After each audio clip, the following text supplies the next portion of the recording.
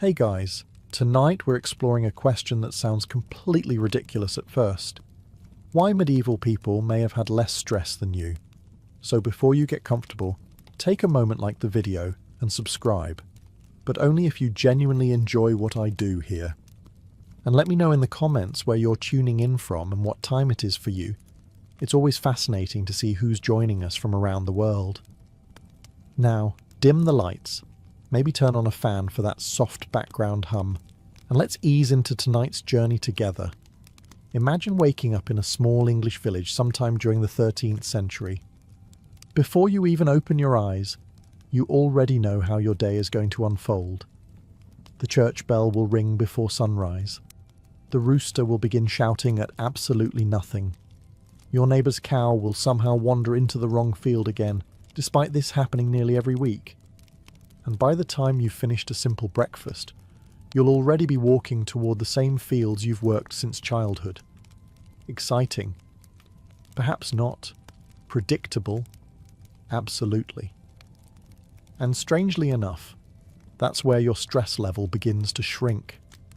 Today, you're expected to choose everything. Your career, your hobbies, your streaming service, your coffee, your mattress, your phone, your investment strategy. Even buying toothpaste somehow requires comparing 23 different options, each claiming to contain revolutionary minerals discovered by highly enthusiastic dentists.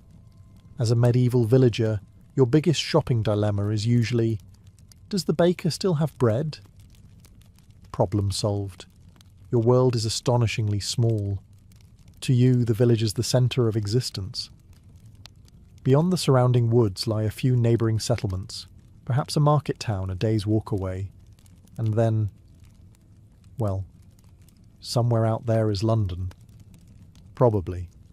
You've heard stories. Most people never travelled farther than a few miles from where they were born.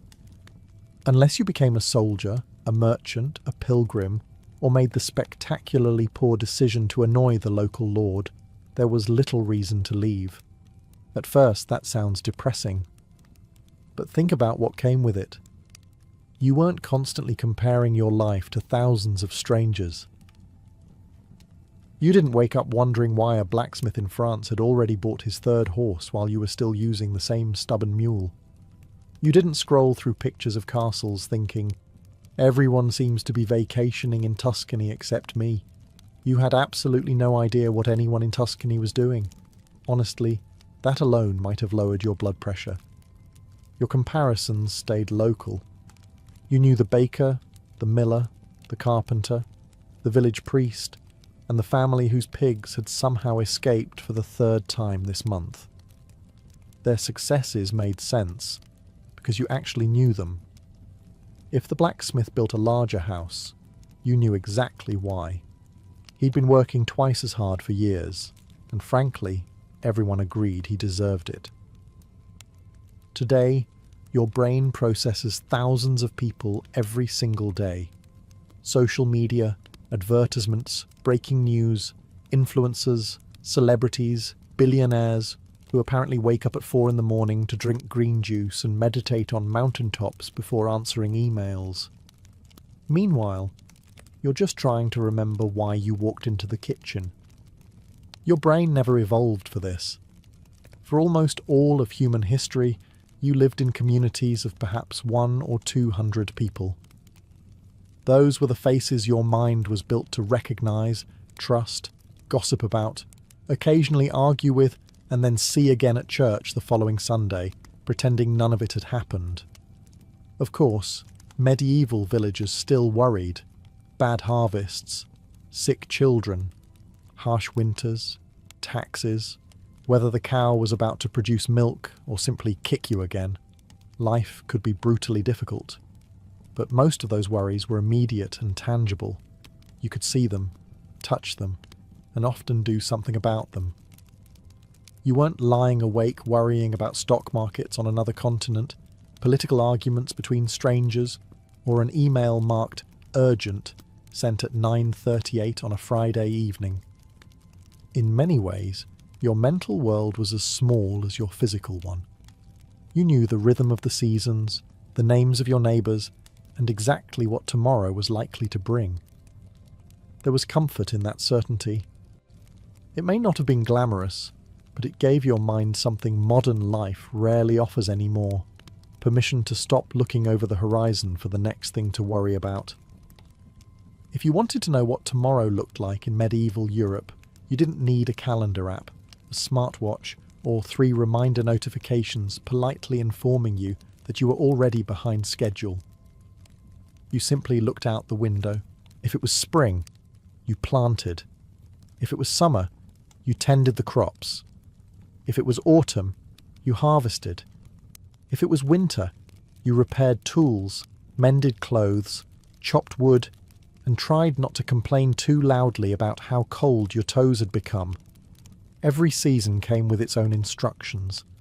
That rhythm mattered far more than most people realise. Modern psychologists often point out that routine reduces anxiety because it makes the future feel predictable. Your brain spends less energy wondering what comes next when it already knows the answer. Medieval people didn't invent this principle. It simply became the structure of everyday life. The sun decided when your workday began. The church bell announced the important moments. The changing seasons dictated your priorities. Nature, rather than your inbox, was your manager. You didn't wake up asking yourself whether today was the perfect day to reinvent your career. You already had one. You didn't spend 45 minutes deciding whether to answer emails before breakfast or meditate first. You probably spent 45 minutes trying to convince a stubborn donkey that crossing a shallow stream was not, in fact, the greatest danger humanity had ever faced. Every village moved almost like a single organism. When dawn arrived, everyone became busy together. When evening came, life gradually slowed. Smoke drifted from chimneys. Families gathered indoors. Candles burned sparingly because wax wasn't cheap, and darkness politely suggested that perhaps it was time to stop working. Imagine that. The setting sun actually meant your boss couldn't contact you anymore. Granted, your boss might have been a feudal lord instead of a regional manager, which had its own disadvantages, but at least he couldn't schedule an emergency meeting after supper. Routine also removed countless tiny decisions. Today, you decide what to wear from wardrobes overflowing with options. Medieval clothing was considerably simpler. You owned work clothes. You owned better clothes for church or special occasions. That was largely the end of the fashion crisis. No standing in front of a mirror whispering, "I have nothing to wear," while surrounded by enough fabric to outfit half the village. Meals followed similar patterns. Breakfast, when taken, was modest. Midday brought the main meal for many labourers. Supper came before darkness settled in. Seasonal foods appeared when nature allowed them, not because strawberries had somehow flown across the planet in the middle of January. There was comfort in these repetitions. Of course, routine didn't eliminate hardship. Harvest season could be exhausting. Winter could feel endless. Storms could destroy months of work overnight. But even those difficulties fit into a familiar cycle that generations had experienced before you. You weren't navigating an entirely new problem every week. Instead, you inherited rhythms that your parents, grandparents, and great-grandparents already understood. They knew when to sow, when to reap, when to celebrate, and when to endure. Life still surprised you from time to time, but far less often than your smartphone does before you've even finished your morning cup of coffee. One of the biggest sources of stress in modern life is a question medieval people rarely asked. Am I doing enough with my life? Today, you're expected to discover your passion, build a career around it, maintain a healthy work-life balance, develop 5 interesting hobbies, stay physically fit, learn another language, invest for retirement, travel the world, and somehow become the best possible version of yourself before turning 35. No pressure. In the Middle Ages, life usually came with a much shorter instruction manual. If your father was a farmer, there was an excellent chance you would become one too. If your mother spun wool, brewed ale, or baked bread, you would probably learn those same skills from childhood. If your family worked for the village mill, you likely knew exactly where you'd be working long before your 10th birthday. Your future wasn't hidden behind endless possibilities. It was standing right in front of you. That sounds restrictive because, honestly, it was. Social mobility certainly existed, but it was rare. A talented apprentice could become a respected craftsman. A clever boy might enter the church and receive an education. A fortunate merchant could build considerable wealth. Yet for most people, life followed familiar tracks that had existed for generations. Modern readers often focus on what medieval people lacked: freedom, opportunity, choice. Those are all fair observations. But fewer choices also meant fewer identity crises. You didn't spend years wondering whether farming truly reflected your authentic self. You were too busy trying to keep the chickens from eating next year's seeds.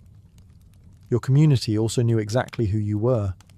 You weren't expected to create a personal brand. You didn't need a carefully written biography explaining your values and career objectives. Nobody asked where you saw yourself in 5 years. If someone had, the answer probably would have been, hopefully still alive, and preferably with both cows. That was considered an ambitious yet realistic plan. Your identity came from relationships rather than achievements. You were someone's son or daughter, someone's husband or wife, someone's apprentice, someone's neighbour. Everyone knew your family, your reputation, and your place within the village. While that could feel limiting, it also provided something many people crave today: certainty. You belonged somewhere.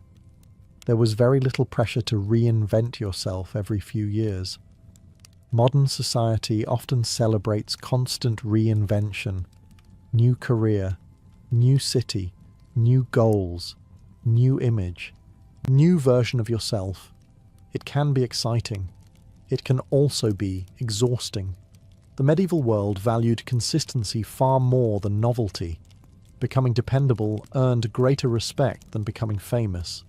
A trustworthy carpenter, an honest baker, or a skilled shepherd contributed far more to village life than someone constantly chasing the next exciting opportunity. Of course, this system had serious drawbacks. If you dreamed of becoming something entirely different, society could make that nearly impossible. Many people lived and died without ever escaping the circumstances of their birth, so no, medieval life wasn't a paradise. But while you spend countless hours asking yourself who you should become, a medieval villager usually woke up already knowing exactly who they were. Oddly enough, certainty, even imperfect certainty, is remarkably calming for the human mind. If you had a bad day in the Middle Ages, there was a very good chance everyone in the village knew about it before sunset. Today, that sounds like a nightmare. Back then, it was often your safety net. Modern life celebrates independence. You're expected to solve your own problems, build your own career, manage your own finances, maintain your own mental health, and if possible, assemble your own furniture using instructions that appear to have been translated from ancient Latin by someone who had never actually seen a chair. Medieval life worked differently. You were rarely alone. Villages were small. Some contained only a few dozen families, while larger ones might have a couple of hundred people. You saw the same faces every single day. The baker wasn't a stranger behind a counter. The blacksmith wasn't just someone fixing your tools. The priest had probably baptized you, your parents, and possibly half your cousins. Everyone knew everyone, including everyone's business. Privacy was, let's call it, limited. If you argued with your husband, your neighbour probably heard it. If your goat escaped and ate someone's cabbage, the entire village would somehow know before lunchtime. If you tripped into a muddy ditch on the way home from the tavern, congratulations, you had just become next week's entertainment. Embarrassing? Certainly. Lonely? Not often. When disaster struck, the community usually stepped in because survival depended on cooperation. If your house caught fire, neighbours formed bucket lines. If you became ill, relatives and nearby families often helped with harvesting your crops. If someone died, the village gathered not only for the funeral but also to support the family left behind. Helping wasn't simply kindness. It was insurance. One day you might be helping your neighbour repair his roof. Next winter he might be helping you pull your wagon out of the mud after your horse decided it had suddenly forgotten how legs worked.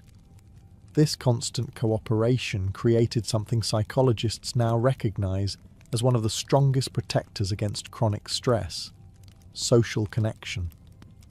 Human beings evolved in tribes, not apartments where you can live next door to someone for 5 years and still only know them as the person who occasionally vacuums at strange hours. Medieval people couldn't disappear into isolation very easily. Sometimes they probably wished they could. Imagine trying to avoid awkward conversations when every path through the village passes directly by people who have known you since you were born. There was no pretending you were just keeping a low profile. Old Margaret would simply knock on your door and ask why she hadn't seen you at church, and she'd expect an answer. Of course, village life wasn't one endless festival of friendship. People argued over land, animals, inheritance, marriages, taxes, and whose pigs had once again wandered into someone else's vegetable patch. Grudges could last for years. Gossip spread faster than a horse at full gallop. And unlike today's rumours, there was no convenient mute conversation button. Yet beneath all the disagreements existed something surprisingly valuable. You belonged. Whether you liked every member of your community or not, you were woven into it. People depended on you, and you depended on them. That sense of belonging gave many medieval villagers something modern psychologists consider essential for emotional well-being. The comforting knowledge that when life became difficult, you probably wouldn't face it entirely by yourself. Picture this. You've spent the entire day working in the fields. Your back aches, your boots are caked in mud, and you've probably argued with at least one particularly stubborn sheep who continues to believe your vegetable garden belongs to him. The sun begins to sink toward the horizon, and something remarkable happens. Your workday actually ends. Not because you've finished every task. There were always more weeds to pull, fences to repair, or tools to sharpen. It ends because nature has made the decision for you. Once darkness falls, trying to continue working becomes impractical unless you enjoy accidentally hitting your thumb with a hammer by candlelight. For most medieval people, daylight was the office clock. When the light disappeared, productivity naturally slowed. Today, work follows you everywhere. Your phone buzzes during dinner. Your laptop sits on the kitchen table. Your smartwatch gently reminds you that although you've just finished working for 9 hours, perhaps now would be an excellent time to answer one more email. Modern technology has quietly erased the boundary between work and rest. A medieval farmer had no such luxury or problem. No messenger arrived after sunset announcing, "Quick question," followed by 6 pages of additional responsibilities. No lord sent a pigeon requesting revisions to yesterday's harvest report before sunrise. And thankfully, there was no medieval version of "this meeting could have been an email." When evening arrived, the entire village gradually shifted gears. Animals were fed. Tools were put away. Smoke rose from cottages as simple meals were prepared. Families gathered around the fire, sharing bread, pottage, cheese, or whatever the season had provided. Children listened to stories they had already heard dozens of times, but somehow still found entertaining. Adults repaired clothing, carved wooden tools, spun wool, or simply talked. Conversation wasn't competing with televisions. No one glanced at a glowing screen halfway through your story about the unusually ambitious goose that chased the blacksmith across the village green. If someone interrupted you, they had the decency to do it in person. Even sleep followed a healthier rhythm than many of us experience today. Without electric lighting, most people naturally became tired soon after darkness settled in. Historians believe many medieval Europeans practiced what is sometimes called segmented sleep, waking briefly during the night before falling asleep again. Whether or not that was universal, their bodies remained closely tied to natural light rather than artificial schedules. Your brain evolved for exactly this pattern. Sunlight tells it when to be alert. Darkness tells it when to slow down. Today, many of us confuse our brains by staring into bright screens until midnight, and then wondering why sleep refuses to arrive. Apparently, your ancestors' greatest evening distraction was occasionally hearing someone outside yell, "Has anyone seen my pig?" Of course, medieval evenings weren't always peaceful. A storm might threaten the harvest. A sick child could keep an entire household awake. Winter nights were long, cold, and sometimes filled with worry, but there was still one enormous difference from modern life. Rest wasn't something you had to schedule. It arrived every evening with the setting sun, quietly reminding you that tomorrow's work could wait until tomorrow. If you walked into a medieval home and asked, "So, what are my options today?" the answer would probably be wonderfully short. You can eat what's in the pot. You can wear what's hanging on that peg. You can do the work that needs doing. That's about it. Modern life is built on choice. We like to think more choices automatically make us happier, but psychologists have discovered something called the paradox of choice. Once you have too many options, your brain starts working overtime. Instead of feeling free, you begin worrying that you've chosen the wrong one. Sound familiar? You spend 15 minutes deciding what film to watch, only to spend the entire evening scrolling through trailers instead. Congratulations. You have experienced a problem that would completely confuse a medieval peasant. In the Middle Ages, your wardrobe was refreshingly uncomplicated. Most ordinary people owned only a handful of garments: a linen shirt or shift, woolen clothes for everyday work, a cloak for colder weather. Better clothing reserved for church, weddings, or major feast days.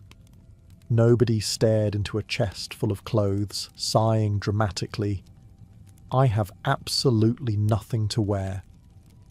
If you did say that, your wife would simply point at the shirt you wore yesterday, and the day before, and probably tomorrow. Fashion certainly existed, especially among nobles and wealthy merchants.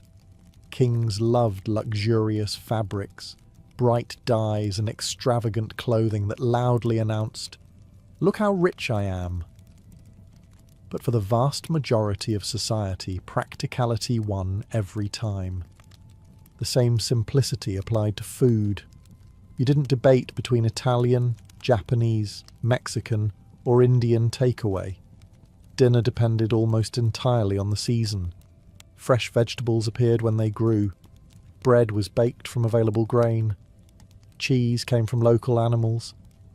Meat was an occasional luxury for many families rather than an everyday expectation. You ate what nature provided, not what happened to be on special offer after comparing 14 restaurant reviews. Even careers involved remarkably few decisions. Most children learned the occupation of their parents or entered apprenticeships arranged through family connections. You weren't constantly wondering whether becoming a blacksmith would make you happier than becoming a cooper while secretly dreaming of launching a successful candle-making business. Life was already busy enough. Of course, fewer choices didn't always mean greater happiness. Sometimes people desperately wanted opportunities they could never have. A gifted farmer might have dreamed of becoming a scholar. A talented girl might have wished to become a physician. Society often closed those doors long before they could even knock. That lack of freedom was undeniably frustrating.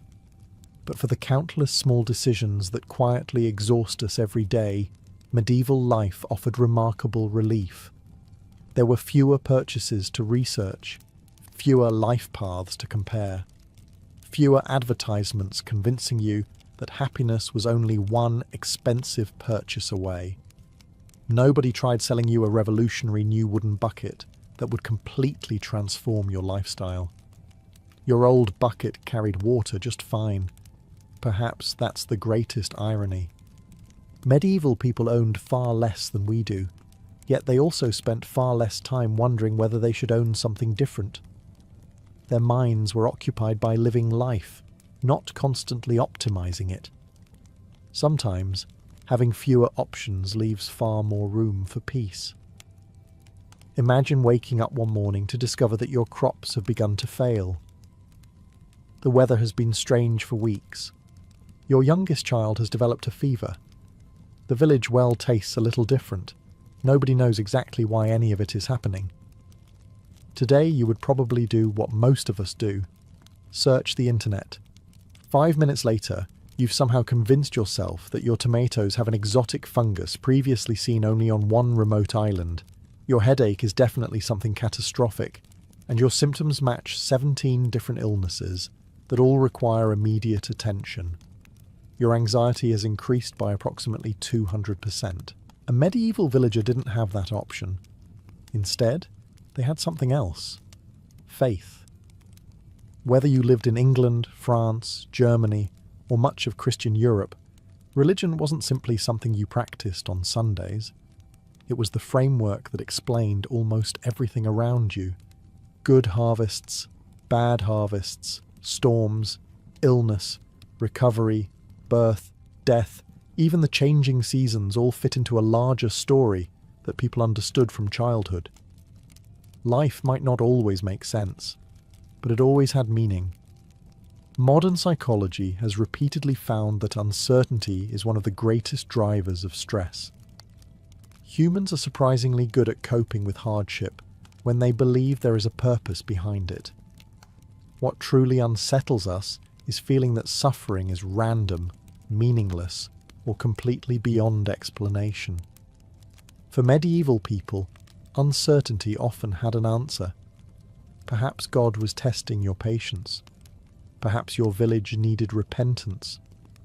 Perhaps this hardship would eventually lead to something better. Whether those explanations reflected objective reality isn't the point. The important part is that they offered emotional stability. Your mind wasn't endlessly chasing unanswered questions. It had somewhere to rest. Religion also filled the calendar with comforting rituals. Church bells marked the hours. Weekly services brought the community together. Imagine waking up tomorrow with one enormous realization. You no longer have to impress anyone. Not your boss. Not strangers on the internet. Not people from secondary school who somehow appear to own 3 holiday homes despite barely passing mathematics. In medieval society, your place in the world was usually decided long before you were old enough to worry about it. If you were born into a farming family, you were expected to farm.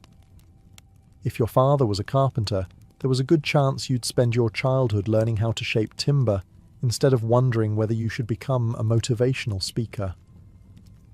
If your family belonged to the nobility, your responsibilities were different, but they were just as clearly defined.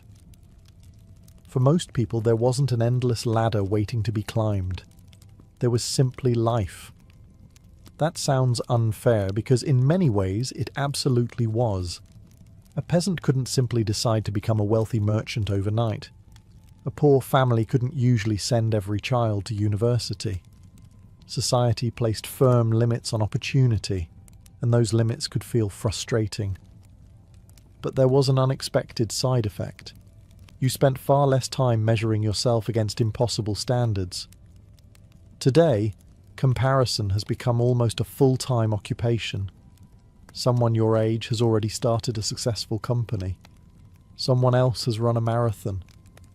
Someone is renovating a beautiful house while somehow still finding time to bake artisan bread and upload photographs of it before breakfast. Meanwhile, you're celebrating because you remembered where you left your keys. Modern life constantly introduces you to people who appear more successful than you. Your brain quietly keeps score. Medieval villagers had much smaller scoreboards. You compared yourself to people you actually knew. The blacksmith, the miller, the local priest, the wealthiest farmer.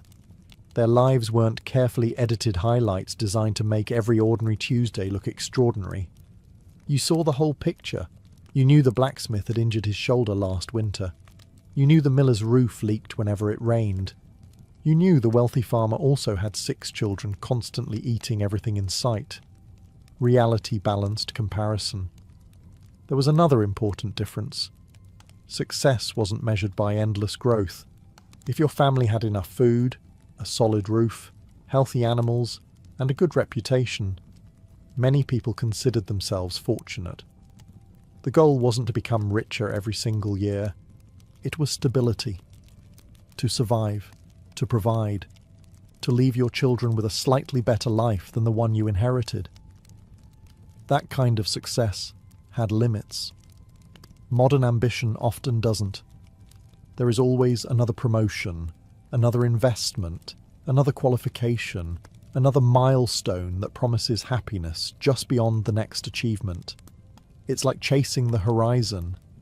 The closer you get, the farther away it seems. Medieval people certainly wanted better lives, but they also accepted something modern society often struggles to admit. Not everyone needed to become extraordinary. Being known as an honest neighbour, a reliable craftsman, or someone who always showed up when help was needed, carried genuine respect. You didn't need thousands of followers. You needed people who trusted you.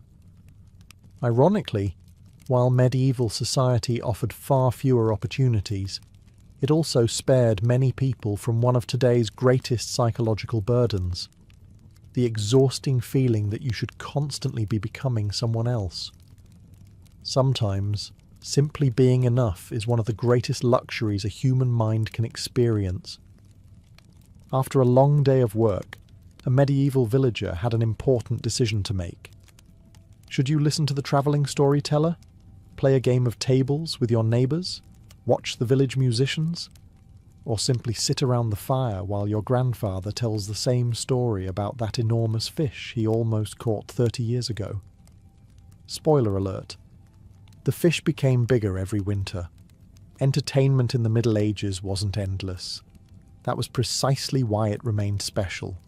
Today, entertainment never stops. Your television offers thousands of films. Your phone contains millions of videos. Music streams endlessly. News updates arrive every minute. Social media competes for every spare second of your attention, each app desperately trying to convince you that just 5 more minutes won't hurt. Then somehow it's 1 o'clock in the morning, and you've become deeply invested in a stranger restoring a castle in rural Wales. You don't even live in Wales. A medieval villager simply couldn't consume information at that speed. When the day's work ended, entertainment required people. Someone had to tell the story. Someone had to play the fiddle. Someone had to sing. Someone had to dance. And if nobody did, then everyone simply talked. Conversation itself became the evening's entertainment. People shared local news, family stories, legends, jokes and gossip. Plenty of gossip. In fact, if medieval villagers had invented reality television, nobody would have watched it. They already had old Thomas explaining why the baker's daughter had been seen talking to the cooper's son behind the church for nearly 15 minutes. That was considered premium content.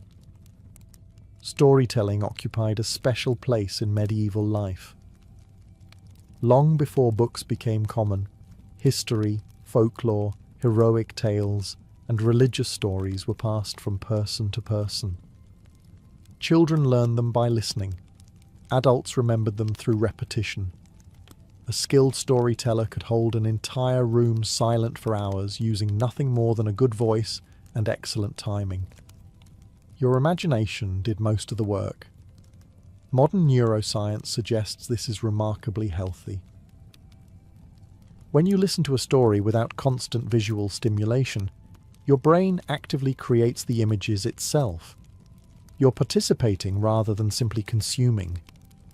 Today's entertainment often demands almost nothing from you except continued attention. The screen does all the imagining. Games were equally social.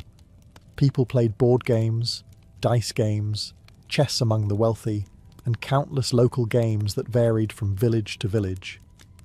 Young people wrestled, raced, practiced archery, or played simple ball games in open fields. Nobody was counting steps. Nobody was trying to close fitness rings. You exercised because standing still all day would have seemed rather strange. Perhaps the greatest difference was that entertainment had clear endings. When the storyteller finished, he stopped. When the musicians packed away their instruments, the evening gradually came to an end. There wasn't an algorithm quietly whispering, "Since you enjoyed that, here are 347 more stories you absolutely must hear before sunrise." Instead, darkness settled over the village. The fire burned lower. People wished one another good night, and your mind, having enjoyed enough excitement for one evening, was finally allowed to become wonderfully, peacefully bored. Modern psychologists increasingly believe that boredom isn't a problem to eliminate, but a necessary pause that allows the brain to recover. Medieval people didn't schedule digital detox weekends or mindfulness retreats. Their world simply gave their attention room to breathe. By now, medieval life is beginning to sound surprisingly appealing. A slower pace, strong communities, predictable routines, no emails arriving at 11:30 at night asking if you've had a chance to look at this. It's tempting to imagine yourself happily settling into a cosy little cottage with a loaf of fresh bread and a warm fire. And then reality politely walks through the door. Because while medieval people may have experienced less chronic psychological stress than many of us do today, they faced a different kind of pressure altogether. One that was immediate. One that could not be postponed. One that could be deadly. If your harvest failed, you couldn't simply order groceries. If your roof collapsed during winter, there wasn't an emergency repair service promising to arrive between 8 in the morning and 6 in the evening. If your horse became lame halfway to the market, your carefully planned day had just become tomorrow's problem, assuming tomorrow cooperated. Modern life produces thousands of small stresses. Medieval life produced fewer, but much larger ones. The difference is important. Today, your heart rate might spike because you've forgotten a password for an account you haven't used in 3 years. A medieval farmer's heart rate spiked because dark clouds appeared just before harvest, threatening to destroy months of work in a single afternoon. One problem was inconvenient. The other determined whether your family would have enough food during winter. Even ordinary accidents carried enormous consequences. A deep cut while chopping wood could become infected. A broken leg might prevent months of work. A simple toothache could become a serious illness. Suddenly, that terrifying annual visit to your dentist doesn't seem quite so unreasonable. You still won't enjoy it. But at least nobody is recommending that the treatment involve hot iron and enthusiastic prayers. Life expectancy also shaped people's outlook. Death was far more visible than it is today. Children sometimes died young. Diseases spread quickly. Mothers faced significant dangers during childbirth. Families became painfully familiar with grief in ways that are difficult for most modern societies to imagine. Yet strangely, this constant awareness of mortality sometimes encouraged a different perspective. Life felt fragile. That made ordinary moments matter more. Religious festivals, family meals, successful harvests, healthy children. These weren't taken for granted. They were celebrated because everyone understood how quickly circumstances could change. Modern people often postpone happiness. I'll relax after this project. I'll enjoy life once I get promoted. I'll spend more time with family next year. The finish line keeps moving. Medieval people couldn't always afford that illusion. Tomorrow was never guaranteed. So when the village gathered for a feast, people laughed. When musicians played, they danced. When friends shared ale around the fire, they stayed a little longer. Not because life was easy, but because they knew exactly how difficult it could become. Perhaps that's the greatest lesson hidden beneath medieval life. Their world wasn't calmer because it lacked suffering. It was calmer because people accepted that suffering was part of life, rather than treating every hardship as evidence that life had somehow gone terribly wrong. That acceptance didn't remove pain, but it often prevented pain from becoming endless anxiety. For all the comforts we've explored so far, medieval life had one enormous disadvantage. When things went wrong, they really went wrong. There was very little middle ground. Most of the year followed familiar rhythms. You worked, worshipped, celebrated, and watched the seasons change. But every now and then, disaster arrived without warning, and suddenly, the peaceful routine that had kept your mind so steady disappeared almost overnight. The greatest source of stress wasn't everyday life. It was uncertainty. Imagine it's late summer. Your wheat is almost ready to harvest after months of hard work. You've watched the fields every day, knowing that in just another week your family should have enough grain to last through winter. Then dark clouds gather. The rain begins. Not for an afternoon, for days. The fields become rivers of mud. Grain begins to rot before it can be cut. Every hour you look out the window hoping the storm will stop. It doesn't. That isn't just disappointing. It's terrifying. Today, one bad paycheck might force you to tighten your budget for a while. A failed harvest could threaten an entire village. Food prices climbed quickly after poor harvests. Bread became expensive.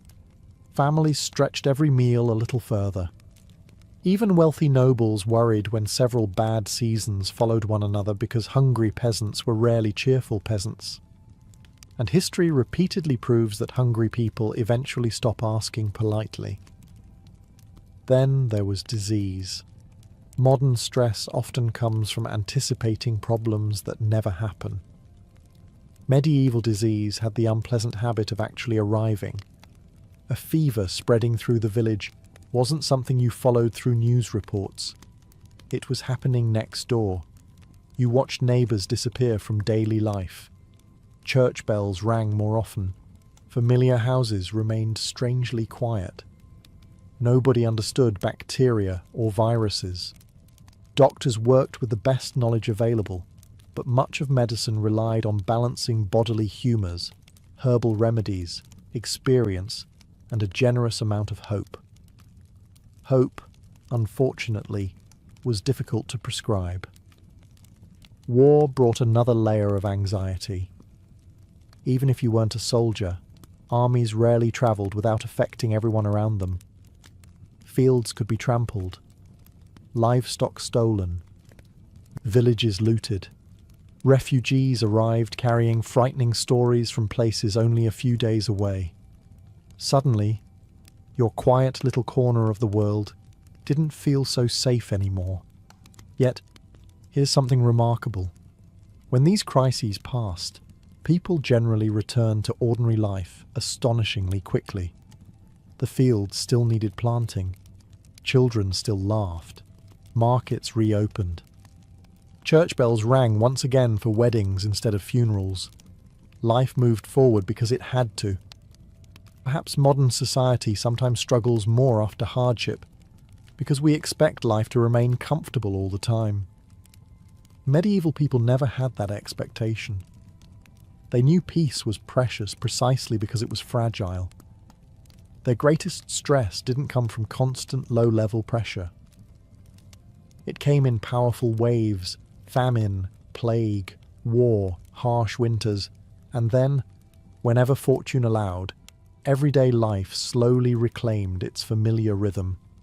And when that ordinary rhythm returned, people embraced it with a gratitude that many of us only discover after our own lives have been unexpectedly turned upside down. Here's the funny part.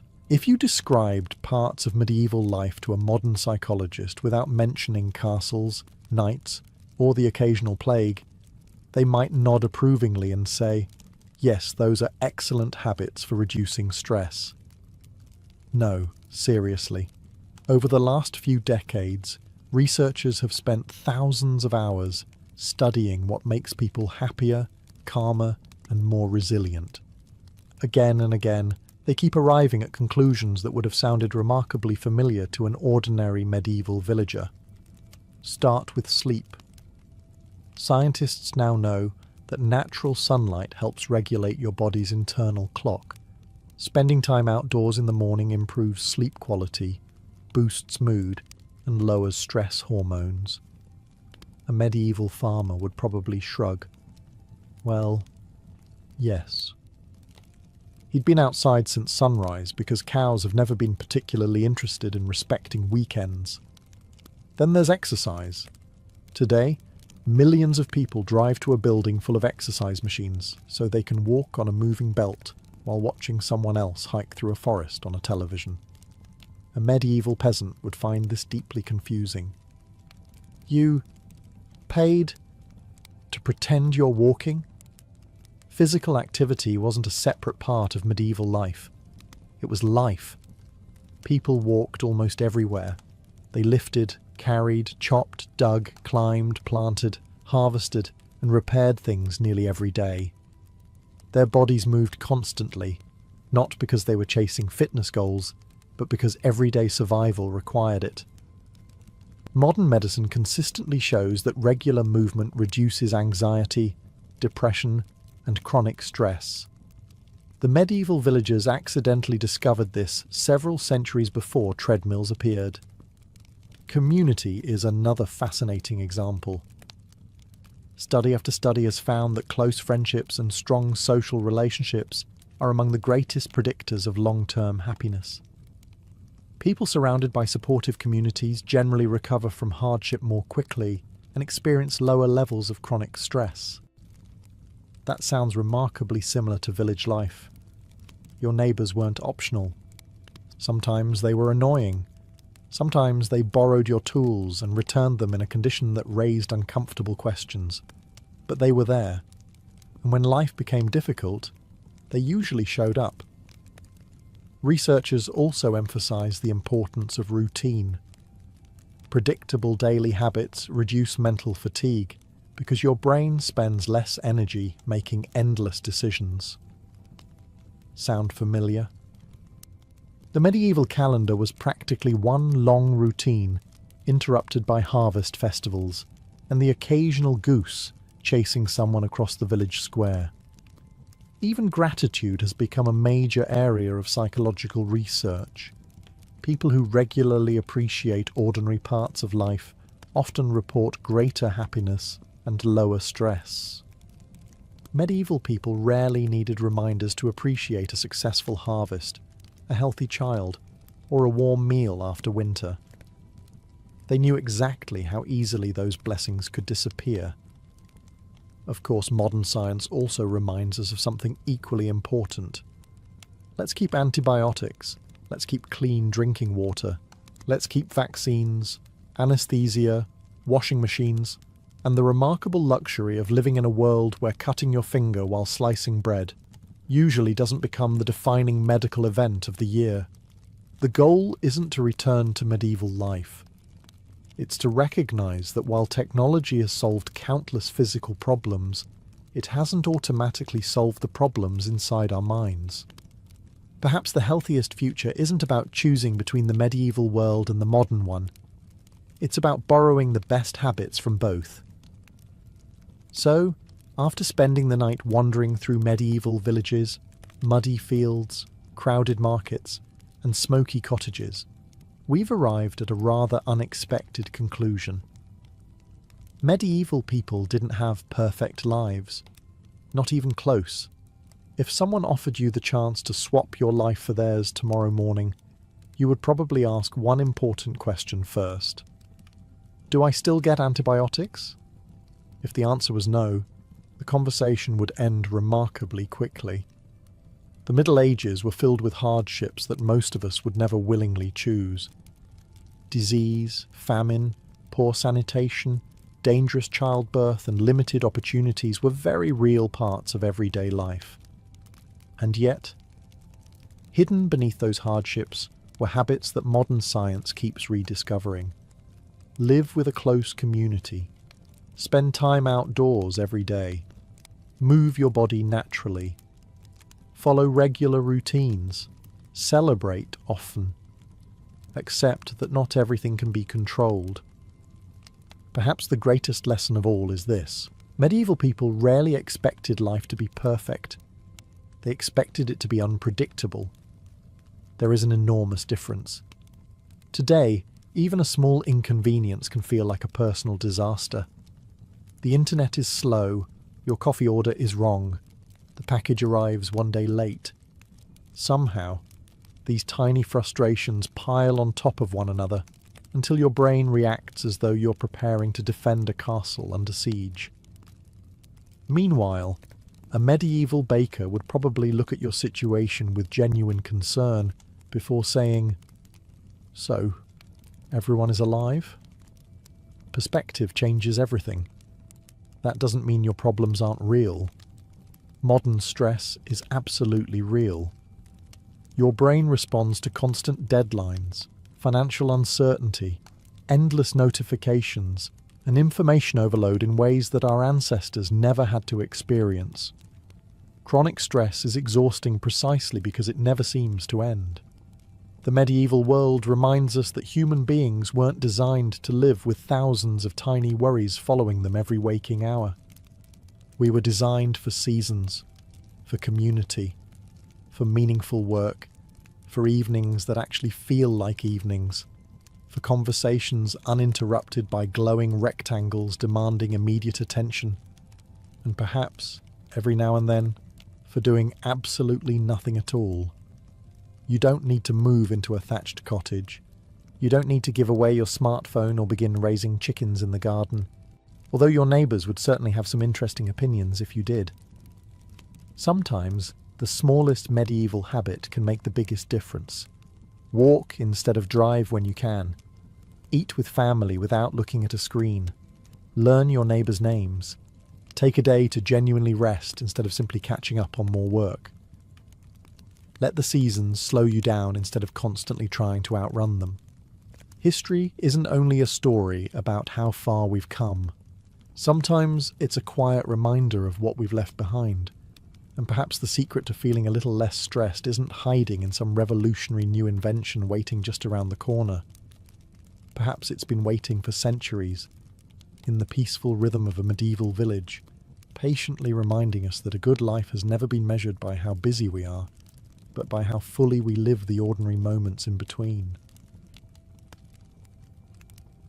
Long before the first rays of sunlight climb over the mountains of Central Asia, your day has already begun. You don't wake because an alarm rings. You wake because thousands of years of experience have taught caravan leaders that the coolest hours belong to travellers. Every minute spent sleeping after dawn means another minute walking beneath a merciless afternoon sun. Whether you are crossing the Taklamakan Desert, the Iranian Plateau, or the windswept steppes near Samarkand, the rule remains the same. Leave early, or suffer later. Your eyes slowly open beneath a wool blanket, stiff with the night's chill. Desert nights have a habit of reminding you that yesterday's blazing heat was only temporary. The stars still hang overhead, brighter than anything you have probably seen in the modern world. There are no cities nearby, no electric lights, no airplanes crossing the heavens. Only silence, interrupted by the occasional grunt of a camel that clearly disagrees with the concept of mornings. Around you, the camp is little more than scattered shadows. Merchants from China sleep beside Persian traders. Sogdian interpreters curl beneath heavy cloaks. A Buddhist monk rests only a few steps from a Muslim camel driver, while somewhere beyond them, an Indian spice merchant snores with remarkable confidence for someone transporting half his life's fortune across thousands of dangerous miles. Nobody has to shout for everyone to wake. Instead, the camp slowly stirs, almost like a living creature stretching its limbs. A cough echoes through the darkness. Someone feeds another piece of dung into a dying fire, producing just enough warmth to chase away the night's cold. Leather bags rustle. Wooden bowls knock softly against one another. Somewhere a horse stamps impatiently at the frozen ground, already eager to move. You quickly learn that sleeping late is considered a luxury, reserved for people who own houses instead of camels. The caravan itself may contain anywhere from a few dozen travellers to several hundred. Larger expeditions often included hundreds of camels carrying silk, porcelain, spices, paper, precious stones, glassware, perfumes, ivory, and occasionally diplomatic gifts worth fortunes. Every animal, every crate, and every person has a place that must be maintained with military precision before departure. Chaos, after all, is surprisingly expensive. As you pull yourself upright, the cold air bites at your face. Your fingers feel numb as you fold your blanket and gather your few possessions. Unlike modern vacations, there is no suitcase waiting neatly packed beside a hotel bed. Everything you own must either fit onto your back or onto a camel that already has plenty of opinions about carrying it. For a brief moment, you look east. The horizon has begun to fade from black into deep shades of blue. Dawn is still hidden, but it is coming quickly. Soon, the caravan will become a moving river of people stretching across the landscape, following routes that have connected civilizations for centuries. But before the bells begin to ring, and the camels take their first reluctant steps, there is one more challenge waiting for every traveller. Breakfast must somehow happen before the road calls once again. As the faint blue glow on the eastern horizon grows brighter, the campsite undergoes an astonishing transformation. Only moments ago, it looked like a collection of sleeping strangers scattered across the wilderness. Now it resembles a bustling town that has somehow sprung from the earth overnight. There are no stone walls, no permanent buildings, and no market square. Yet every person seems to know exactly where to go and what to do. The Silk Road rewards organisation. It has very little patience for confusion. You quickly discover that nobody wastes words this early. The caravan leader walks through the camp carrying a simple staff, quietly checking that everyone is awake. He doesn't need to bark orders. His authority comes from experience. He knows where the next reliable well is located. He knows which mountain pass is safest this season. Most importantly, he knows that a single poor decision can leave hundreds of people stranded in one of the harshest environments on Earth.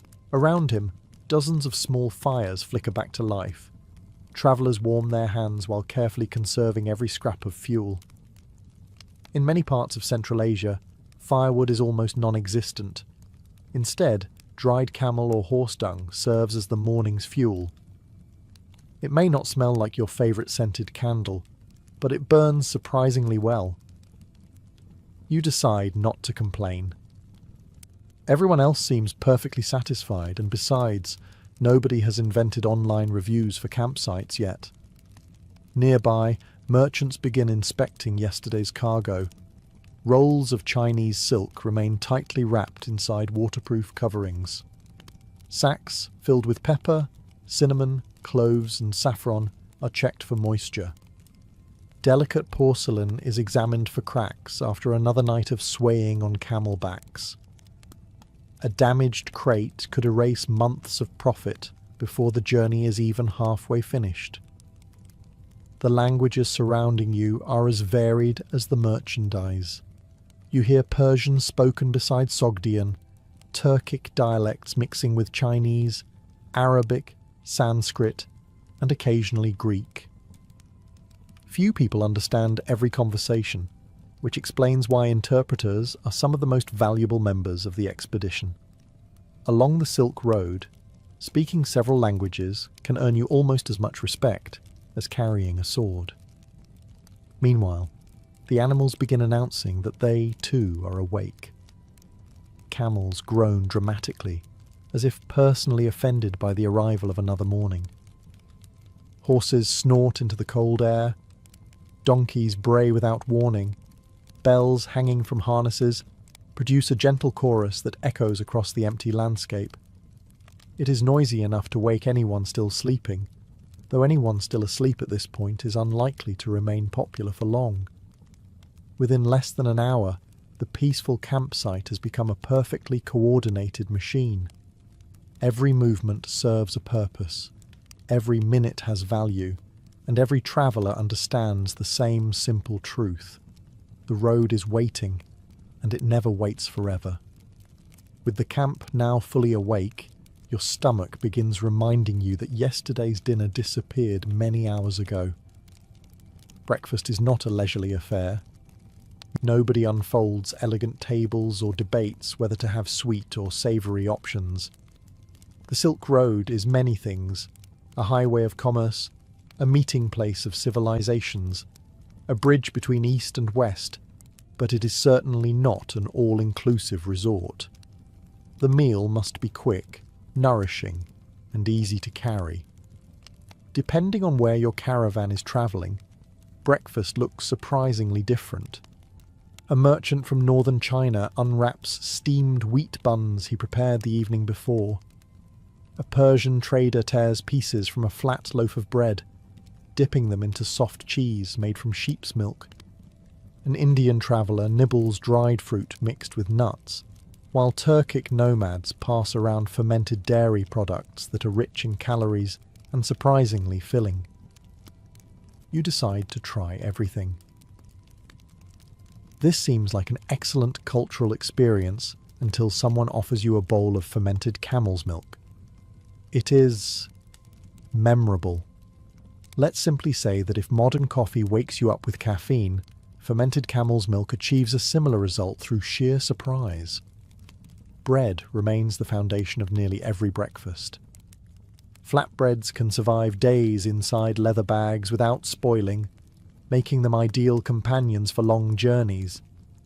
They are often eaten alongside dates, raisins, figs, almonds, walnuts or pistachios, foods packed with energy, yet light enough to transport across continents. Fresh fruit is a rare luxury, unless the caravan happens to be near fertile valleys or bustling cities.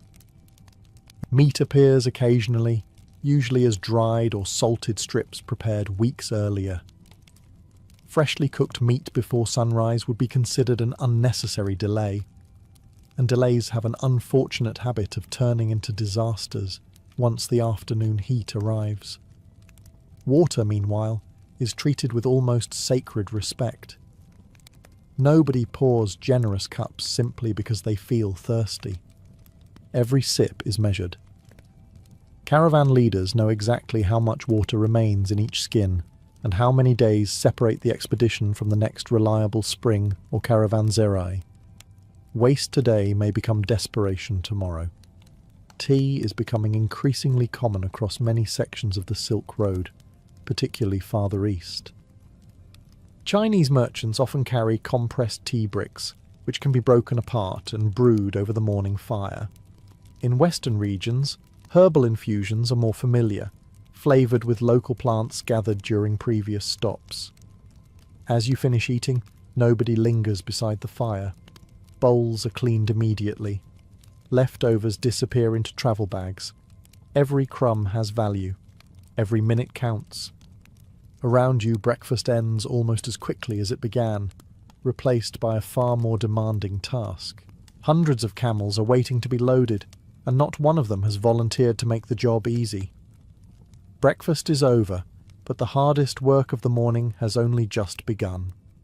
You turn toward the long line of camels, and suddenly understand why experienced Silk Road merchants respected these animals while simultaneously questioning every life choice that had brought them here. The camels are sitting quietly for the moment, legs folded beneath them like enormous ships resting in harbour. They appear peaceful enough, chewing thoughtfully as though contemplating philosophy. Do not be fooled. The instant someone starts fastening cargo onto their backs, many reveal personalities that range from mildly stubborn to deeply offended. A loud groan rolls across the camp. Another camel answers. Within seconds, it sounds as though the entire caravan has formed a committee dedicated to complaining about mornings. Unlike horses, which carried riders into battle, the Bactrian camel was built for endurance. With its two humps storing fat reserves rather than water, it could travel for days across deserts and freezing mountain passes, while carrying loads that often exceeded 400 pounds. Thick fur protected it from bitter winter winds in Central Asia, while broad, padded feet spread its weight across loose sand, making it one of the greatest transportation innovations long before anyone imagined the wheel on an 18-wheeler. Every load must be carefully balanced. A crate of Chinese porcelain cannot simply be thrown onto one side, while sacks of pepper hang from the other. If the weight is uneven, the animal becomes uncomfortable, stumbles more easily, and may even throw off its cargo during the journey. A single broken chest of porcelain or shattered glassware could represent the profits of an entire year. Experienced camel handlers know exactly where everything belongs. Heavy goods sit low against the animal's sides. Fragile merchandise is wrapped in layers of felt, leather, straw, or woven cloth to cushion every step. Silk is protected from moisture. Spices are sealed against dust. Precious stones, coins, and official documents are usually kept much closer to their owners than anyone else realizes. A wise merchant never advertises exactly where his fortune is hidden. The loading process follows a surprisingly strict order. First come the trade goods, then tents, cooking equipment, tools, spare harnesses, water skins, and food supplies. Finally, personal belongings are squeezed into whatever space remains. If you packed an unnecessary luxury, this is the moment you regret it. That extra blanket suddenly seems less essential when your camel looks at you with the expression of an overworked employee contemplating resignation. Not every camel carries merchandise. Some transport elderly travellers or children. Others carry scribes responsible for recording transactions, physicians with herbs and medicines, or armed guards whose weapons remain within easy reach. Larger caravans often include blacksmiths capable of repairing broken metal fittings, veterinarians who understand animal care, and cooks responsible for feeding dozens or even hundreds of people each evening. The camp slowly empties as each loaded camel rises to its feet. Watching one stand is an event in itself. First, the hind legs straighten, pitching you alarmingly forward. Then the front legs unfold, throwing you backward with equal enthusiasm. If you happen to be sitting on top before the animal finishes standing, congratulations. You have just experienced the Silk Road's version of an amusement park ride. At last, the endless line of camels stretches toward the horizon, each carrying a small piece of the world's wealth. Now all that remains is preparing yourself to survive the day ahead. With the camels loaded and the caravan nearly ready to depart, you take one final look at yourself. Not because you're hoping to impress anyone. After all, the only audience likely to judge your appearance is a camel that has already expressed its disappointment several times this morning. No, your clothing has a far more important purpose than fashion. Along the Silk Road, what you wear can determine whether you arrive safely at the next city, or become another cautionary tale told around evening campfires. You begin with your innermost layer, usually a simple linen or cotton tunic.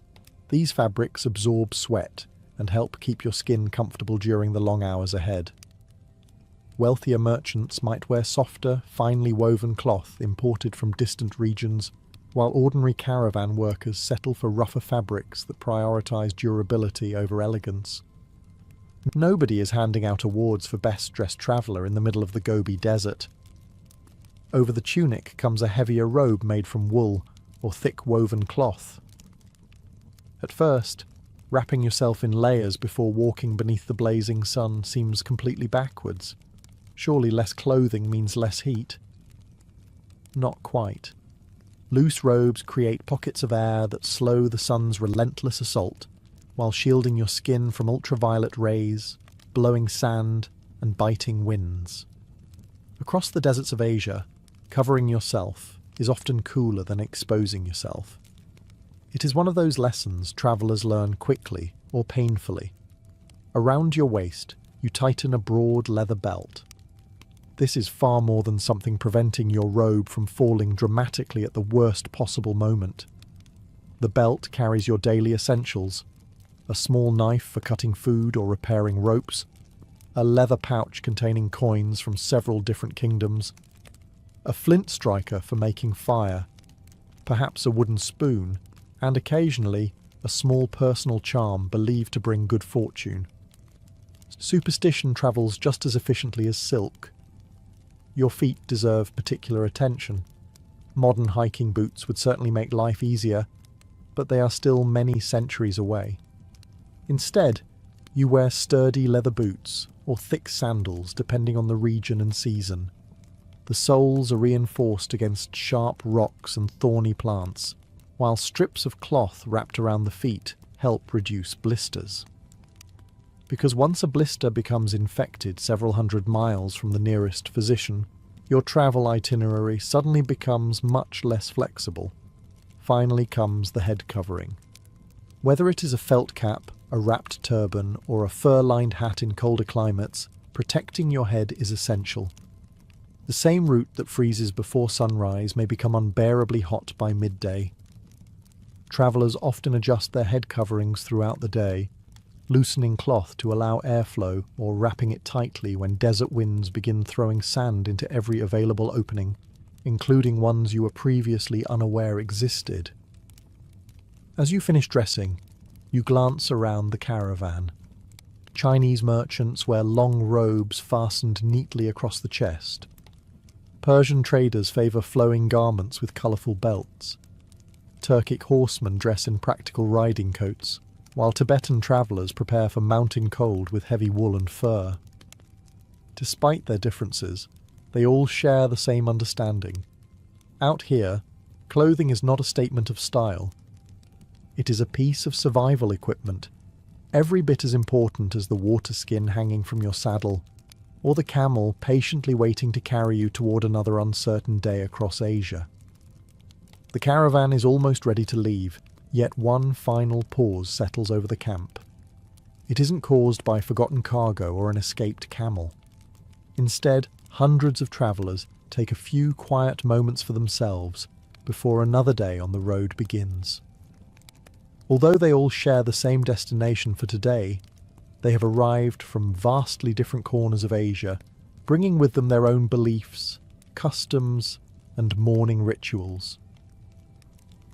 Standing in the middle of the camp is like watching the entire continent wake up at once. A few paces away, a Muslim merchant unrolls a small prayer rug on a patch of level ground.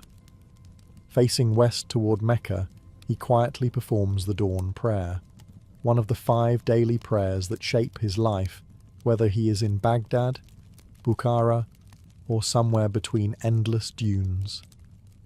His companions respectfully avoid walking in front of him.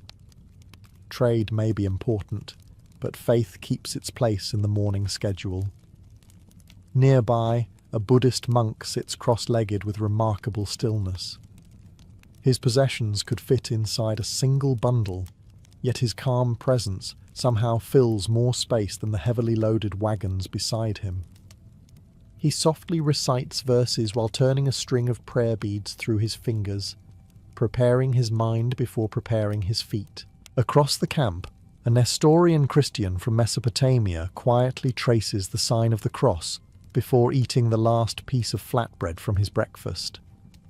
Not far away, a Zoroastrian trader from Persia faces the growing light in silent reflection, offering prayers associated with truth and the sacred order of the world. The rising sun reminds him of divine light, though he does not worship the sun itself, as outsiders sometimes mistakenly believed. Chinese merchants begin their morning differently. Some burn a pinch of fragrant incense before a small travel shrine dedicated to their ancestors or to protective deities believed to watch over merchants. Others simply bow respectfully toward a wooden tablet tucked carefully inside their luggage. Along the Silk Road, family remained close, even when home was thousands of miles away. Then there are the practical rituals. Camel drivers inspect their animals' hooves one last time. Horsemen tighten saddle straps. Caravan guards sharpen sword edges with smooth whetstones, while checking bowstrings for signs of wear. Physicians sort through bundles of dried herbs, making sure precious medicines remain dry after the cold night. Even experienced cooks quietly count flour, salt, and dried fruit before the supplies disappear beneath layers of cargo. You begin developing your own morning ritual. First, you stretch your aching shoulders. Sleeping on the ground has introduced muscles you never realized existed. Then you double-check your water skin, adjust your belt, and count your belongings for what feels like the 10th time. Nothing has gone missing, but everyone else keeps checking, so you decide that paranoia is probably part of the local culture. Nobody laughs at these habits. Experience has taught every traveller that small routines prevent large disasters. A loose strap discovered now is far better than discovering it after a chest of porcelain crashes onto a rocky mountain trail. As the first golden rays finally spill across the landscape, the camp grows quiet once more. The rituals are finished. The road is calling again. The sun has finally climbed above the horizon, painting the mountains in shades of gold, but nobody gives the order to depart just yet. A successful Silk Road caravan never simply picked a direction and hoped for the best. Hope, while comforting, had a terrible reputation for getting people lost. Instead, the caravan leader gathers his senior merchants, scouts, camel masters, and armed guards for one final discussion before the day's journey begins. It is less like a grand military council, and more like an experienced group of people comparing every piece of information they have collected over the past several days. One scout reports that the river crossing ahead is still passable after last week's rain. Another warns that a section of mountain trail has partially collapsed, forcing caravans to take a longer route through a nearby valley. The extra distance is inconvenient, but considerably preferable to watching several hundred camels discover the meaning of gravity all at once. News travels surprisingly fast along the Silk Road. Every caravanserai, every market, every isolated village becomes an information exchange. Merchants rarely arrive carrying only goods. They also bring stories. They know which rulers have increased taxes, where new wells have been dug, which bridges have washed away, and whether bandits have recently appeared along particular stretches of road. Some of those stories are completely reliable. Others become slightly more dramatic every time they are told. By the 5th retelling, 3 suspicious horsemen somehow become an army capable of conquering half of Asia. Learning which rumours deserve attention is almost as valuable as reading a map. Maps themselves exist, but they are often incomplete. Most are hand-drawn and represent only portions of the vast network stretching from China to the Mediterranean. Even the finest maps cannot tell you whether yesterday's sandstorm buried a familiar landmark, or whether spring floods have turned a peaceful stream into a dangerous torrent. That knowledge belongs to the people who travel the road. The caravan leader studies the sky almost as carefully as the landscape. High, thin clouds drifting from the west may signal changing weather. Strong morning winds could mean an afternoon dust storm is approaching. Experienced travellers notice details that newcomers overlook entirely: the behaviour of birds, the direction of smoke from distant camps, even the smell carried on the breeze. You attempt to contribute by confidently pointing toward what you believe is the correct direction. Unfortunately, you are pointing directly at a particularly impressive-looking rock. The caravan leader politely ignores your navigational expertise. Security is the final concern. The guards inspect their spears, bows, and curved swords one last time. They are not expecting a battle every morning, but they understand that valuable cargo attracts unwanted attention. Silk, spices, silver, and precious stones are irresistible prizes for thieves willing to risk an attack. Most caravans avoid trouble through careful planning rather than heroic fighting. A larger caravan, a safer route, or an earlier departure often prevents conflict before it begins. At last, the leader gives a single nod. The scouts move to the front. The guards spread along the flanks. The merchants take their places beside their animals. Everything has been checked. Everything that can be predicted has been predicted. Now comes the part no amount of preparation can ever fully control: the journey itself. The order to depart is never shouted. It doesn't need to be. One by one, the camel drivers give quiet commands, tug gently on lead ropes, and the enormous animals begin rising from the ground. First, their hind legs straighten, pitching the cargo forward, then their front legs unfold, throwing everything backward.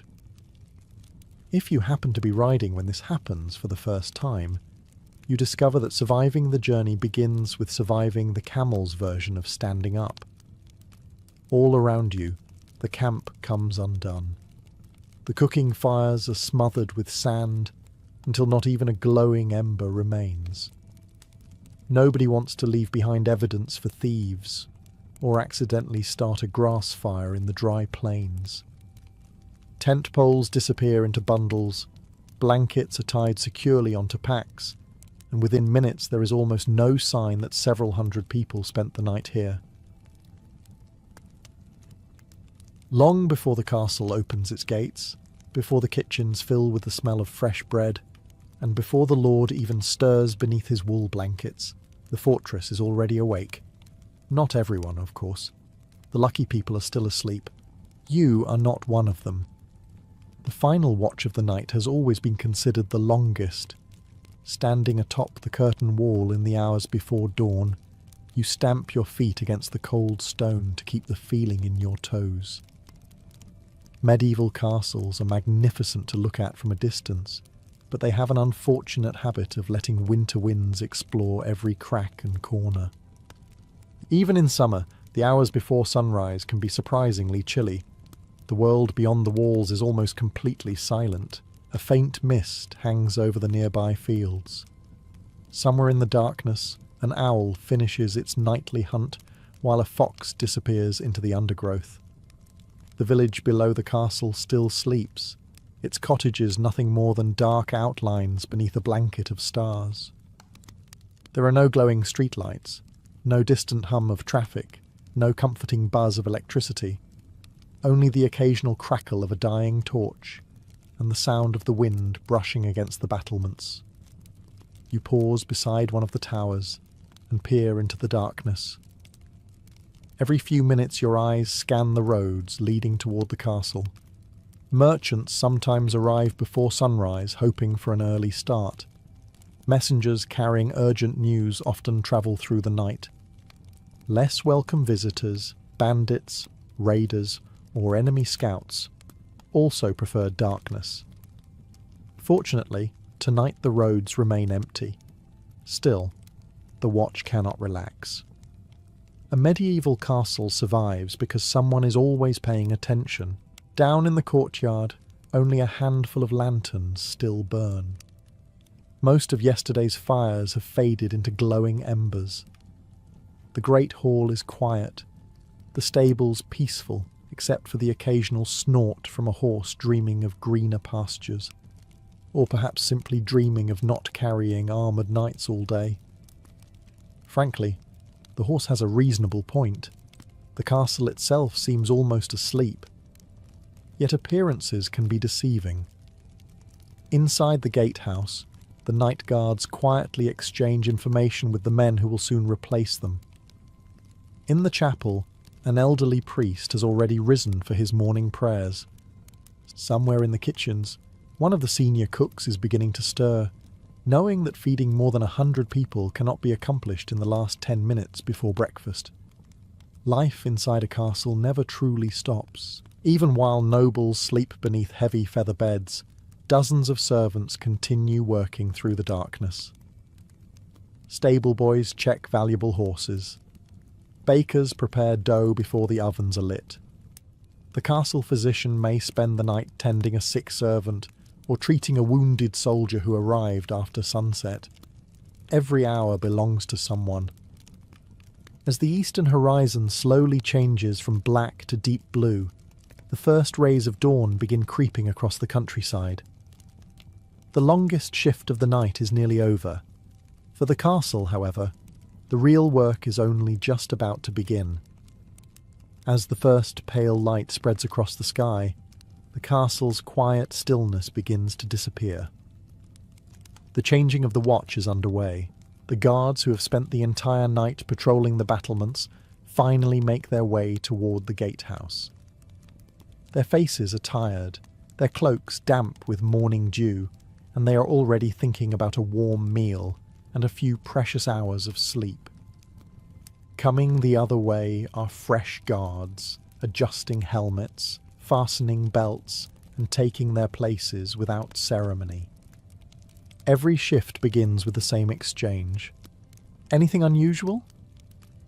If the answer is nothing, everyone breathes a little easier. If the answer is anything else, the morning suddenly becomes much more interesting. The gatehouse is easily the busiest building in the castle this early in the day. It is far more than a pair of wooden doors. It is a fortress within the fortress, built to protect the weakest point in the walls.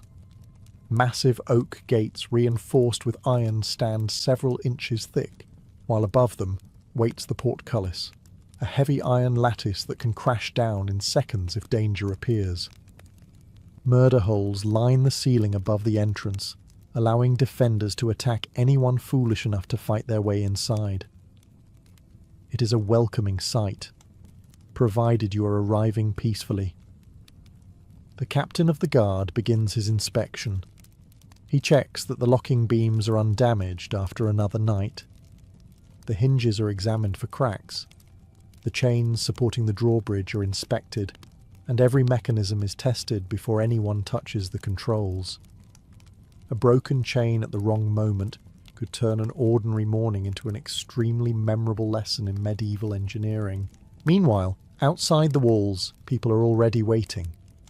Several farmers have arrived with carts loaded with vegetables, eggs, butter, and freshly churned cheese. A fisherman carries baskets packed with the night's catch from a nearby river.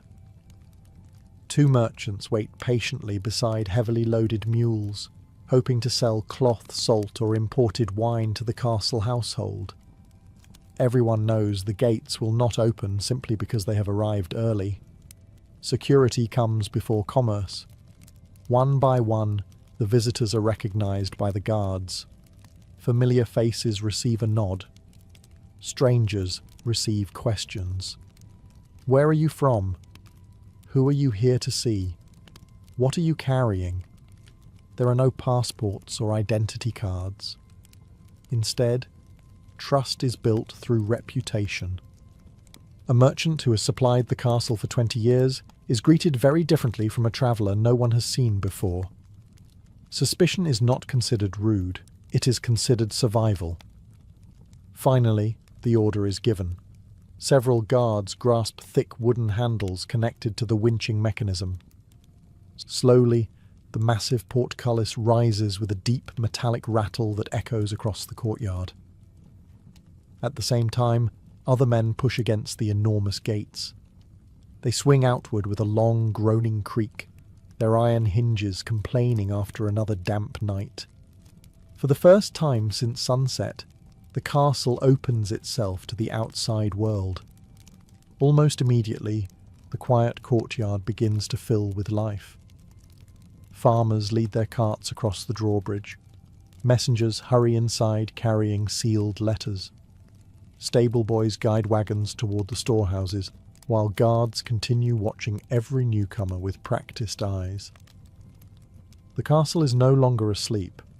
Its heart has begun to beat, and the next task waiting for hundreds of people is warming the fortress itself before the morning truly begins.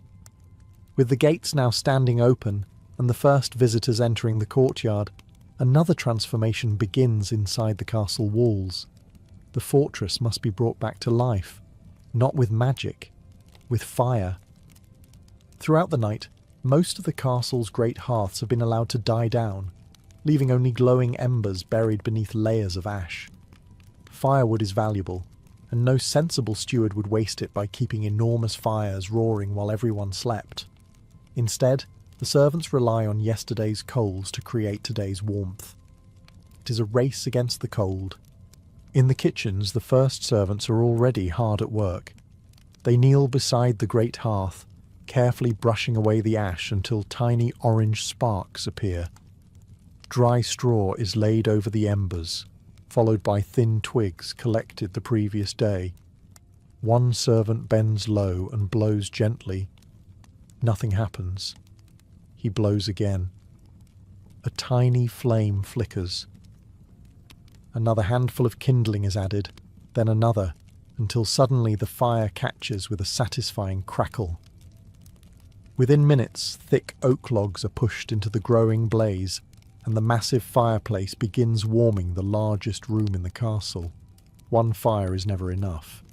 Large castles often contain dozens of hearths scattered throughout the kitchens, great hall, private chambers, workshops, guard rooms, and even some towers. Every one of them must be relit. Servants hurry through dark corridors carrying glowing coals in iron braziers, using them to awaken fireplaces that have slept through the night. It is surprisingly dangerous work. A dropped coal can set straw flooring ablaze. A neglected chimney can fill a chamber with deadly smoke. Medieval castles were built largely of stone, but their floors, furniture, roofs, tapestries and beams contained plenty of wood. Fire was both the castle's greatest servant and one of its greatest enemies. Soon the kitchens become almost unrecognisable. The cold silence is replaced by the sound of crackling logs, clanging iron pots, and the scraping of heavy cauldrons across stone hearths. Sparks dance upward into blackened chimneys that have witnessed generations of cooks preparing meals for nobles, soldiers, and servants alike. The smell changes as well.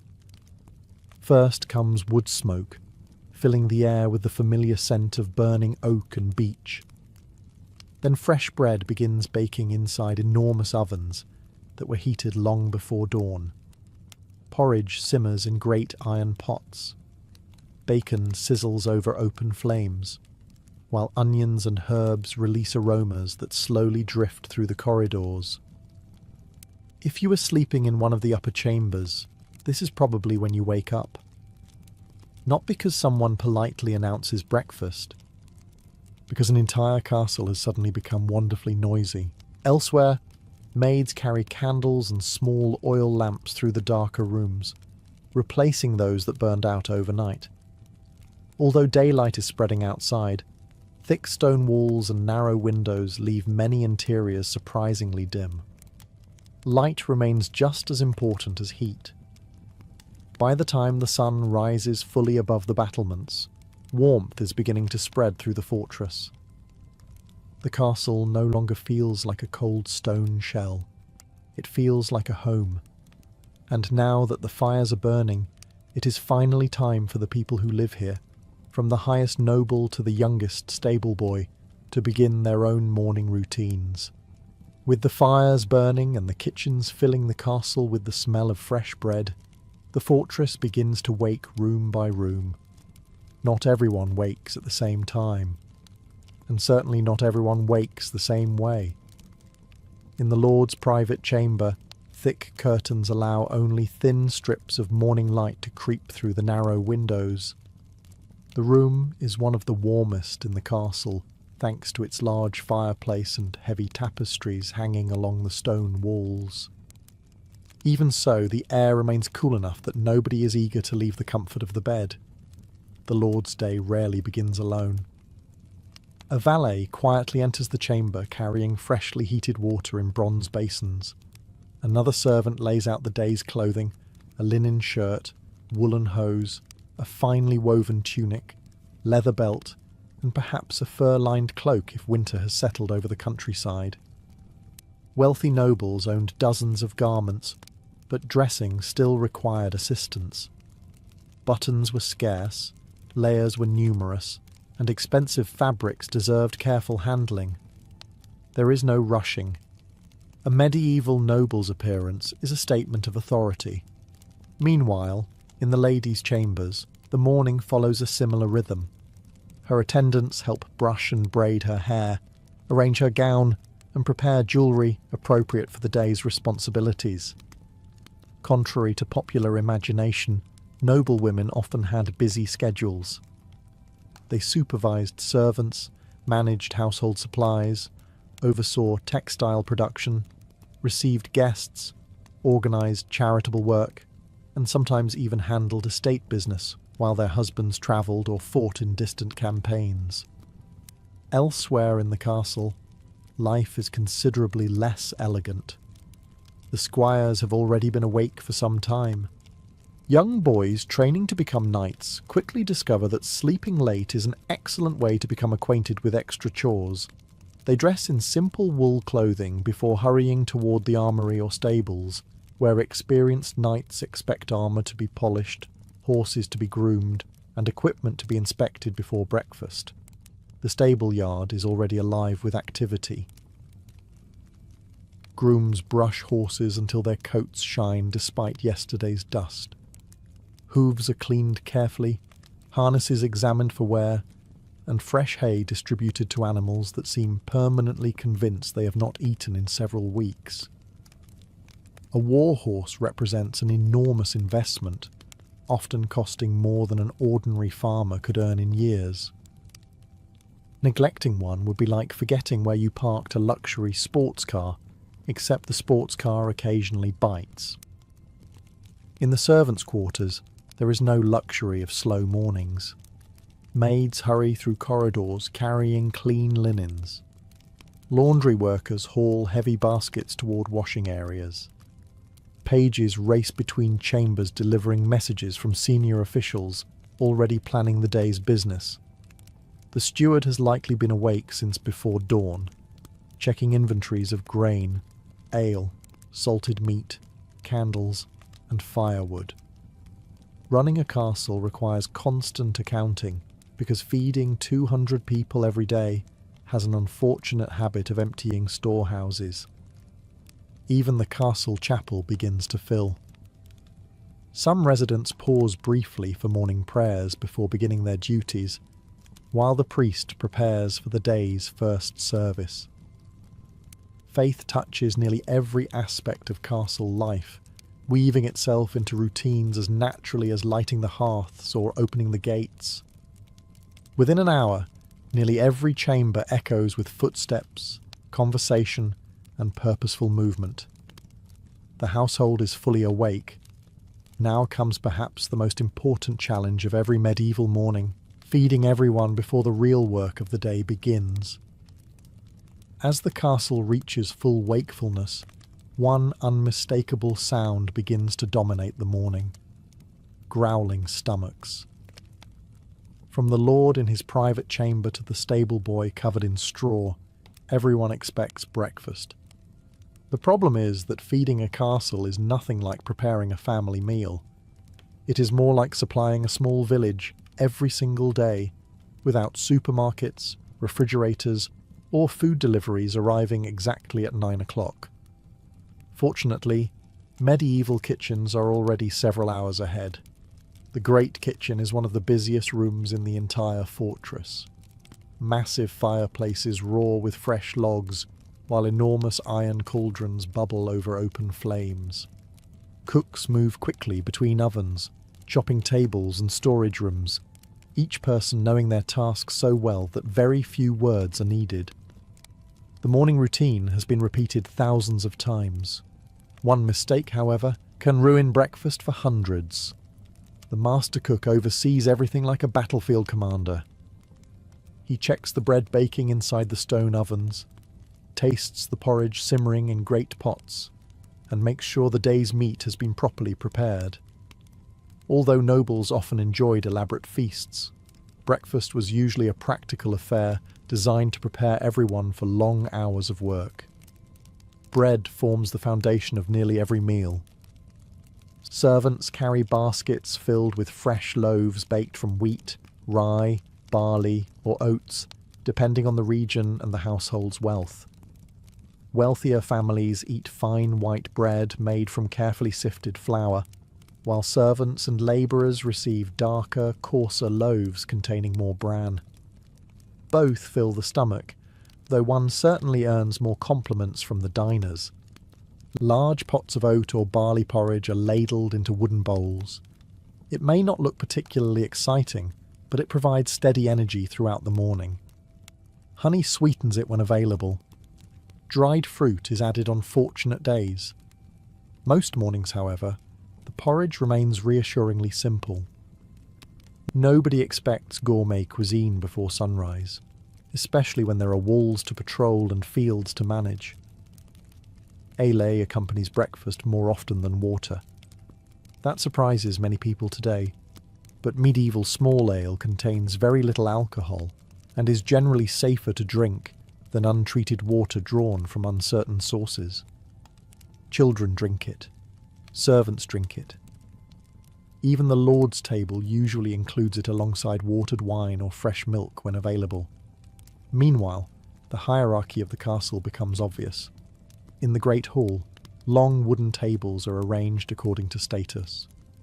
The lord, his family, honoured guests, and senior knights sit upon the raised dais overlooking everyone else. Below them gather officials, squires, household officers, and trusted retainers. Servants usually eat separately in the kitchen or service rooms, often finishing their own breakfast quickly before returning to work. Not every breakfast is peaceful. Dogs wander hopefully beneath the tables, searching for dropped scraps. A page accidentally spills a jug of ale and earns an immediate glare from the steward. One knight discovers that his favourite loaf has mysteriously disappeared, only to notice another knight chewing suspiciously nearby. Medieval castles may have been centres of power, but they were not immune to the occasional breakfast theft. Within half an hour, bowls begin emptying. The bread baskets grow lighter. Conversations become shorter. Breakfast is over, and nobody lingers for long. An entire castle is waiting to be managed, repaired, defended, cleaned, and governed. The meal has provided the fuel. Now the day's real work can finally begin. With breakfast finished and the last wooden bowls carried back to the kitchens, the castle enters its busiest hour. This is when talking gives way to doing. A medieval castle cannot simply hope that everything will somehow run itself until sunset. Hundreds of people live and work within its walls, and every one of them has a responsibility. If even a few fail to do their jobs, the entire household begins to feel the consequences. Food spoils, repairs are delayed, horses go unfed, supplies disappear. Before long, the steward has a headache powerful enough to rival a battering ram, which is why every morning begins with organisation.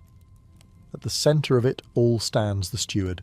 If the lord owns the castle, the steward keeps it functioning. He oversees nearly every aspect of the household, from food stores to finances, servants to supplies. Before most people have even finished breakfast, he is already reviewing reports delivered by scribes and senior servants. How much grain remains? Did the blacksmith receive enough charcoal? How many barrels of ale are left in the cellar? Has the mill delivered this week's flour? These questions may sound terribly dull. They also determine whether everyone eats next month. Nearby, scribes unroll parchment across heavy oak tables. Goose feather quills scratch steadily as they record rents collected from nearby villages, expenses for repairs, deliveries from merchants, and payments owed to craftsmen. Literacy is a specialised skill, and those who possess it are invaluable. While knights protect the castle with swords, scribes protect it with careful bookkeeping. Outside in the courtyard, the day's assignments begin. The master mason gathers several labourers to repair loose stones along the outer wall, where winter frost has opened small cracks. A carpenter receives instructions to replace a damaged stable door before one particularly adventurous horse decides. Freedom sounds appealing. Roofers climb ladders carrying bundles of wooden shingles, hoping to finish repairs before the next rainfall reminds everyone why maintenance matters. In another corner of the castle, the blacksmith's forge roars back to life. The rhythmic ringing of hammer against hot iron echoes across the courtyard. Horses need fresh shoes. Hinges require repair. Broken knives must be sharpened. Armour occasionally arrives dented after tournaments or skirmishes, looking rather less heroic than its owner remembers. The armourer has seen worse. Much worse. Beyond the workshops, servants disperse in every direction. Some sweep the great hall before important visitors arrive. Others scrub floors, wash laundry, refill candles, or carry fresh rushes to replace those covering the stone floors. The castle may appear grand from the outside, but without constant cleaning, it would quickly become far less impressive and considerably smellier. The steward also meets with the reeve, the official responsible for overseeing the surrounding estate. Together, they discuss today's work beyond the walls. Farmers must plough fields, shepherds move their flocks, woodcutters gather timber, and foresters inspect hunting grounds belonging to the lord. The castle depends entirely upon the countryside around it. Without the villages, forests, mills, and farms, even the strongest fortress would soon run out of food. Within an hour, every corner of the castle hums with activity. Orders have been given. Tools are in motion. Repairs have begun. The fortress now operates like an enormous machine, each person serving as one essential gear. But while hundreds labour to keep daily life running smoothly, another group has a very different responsibility.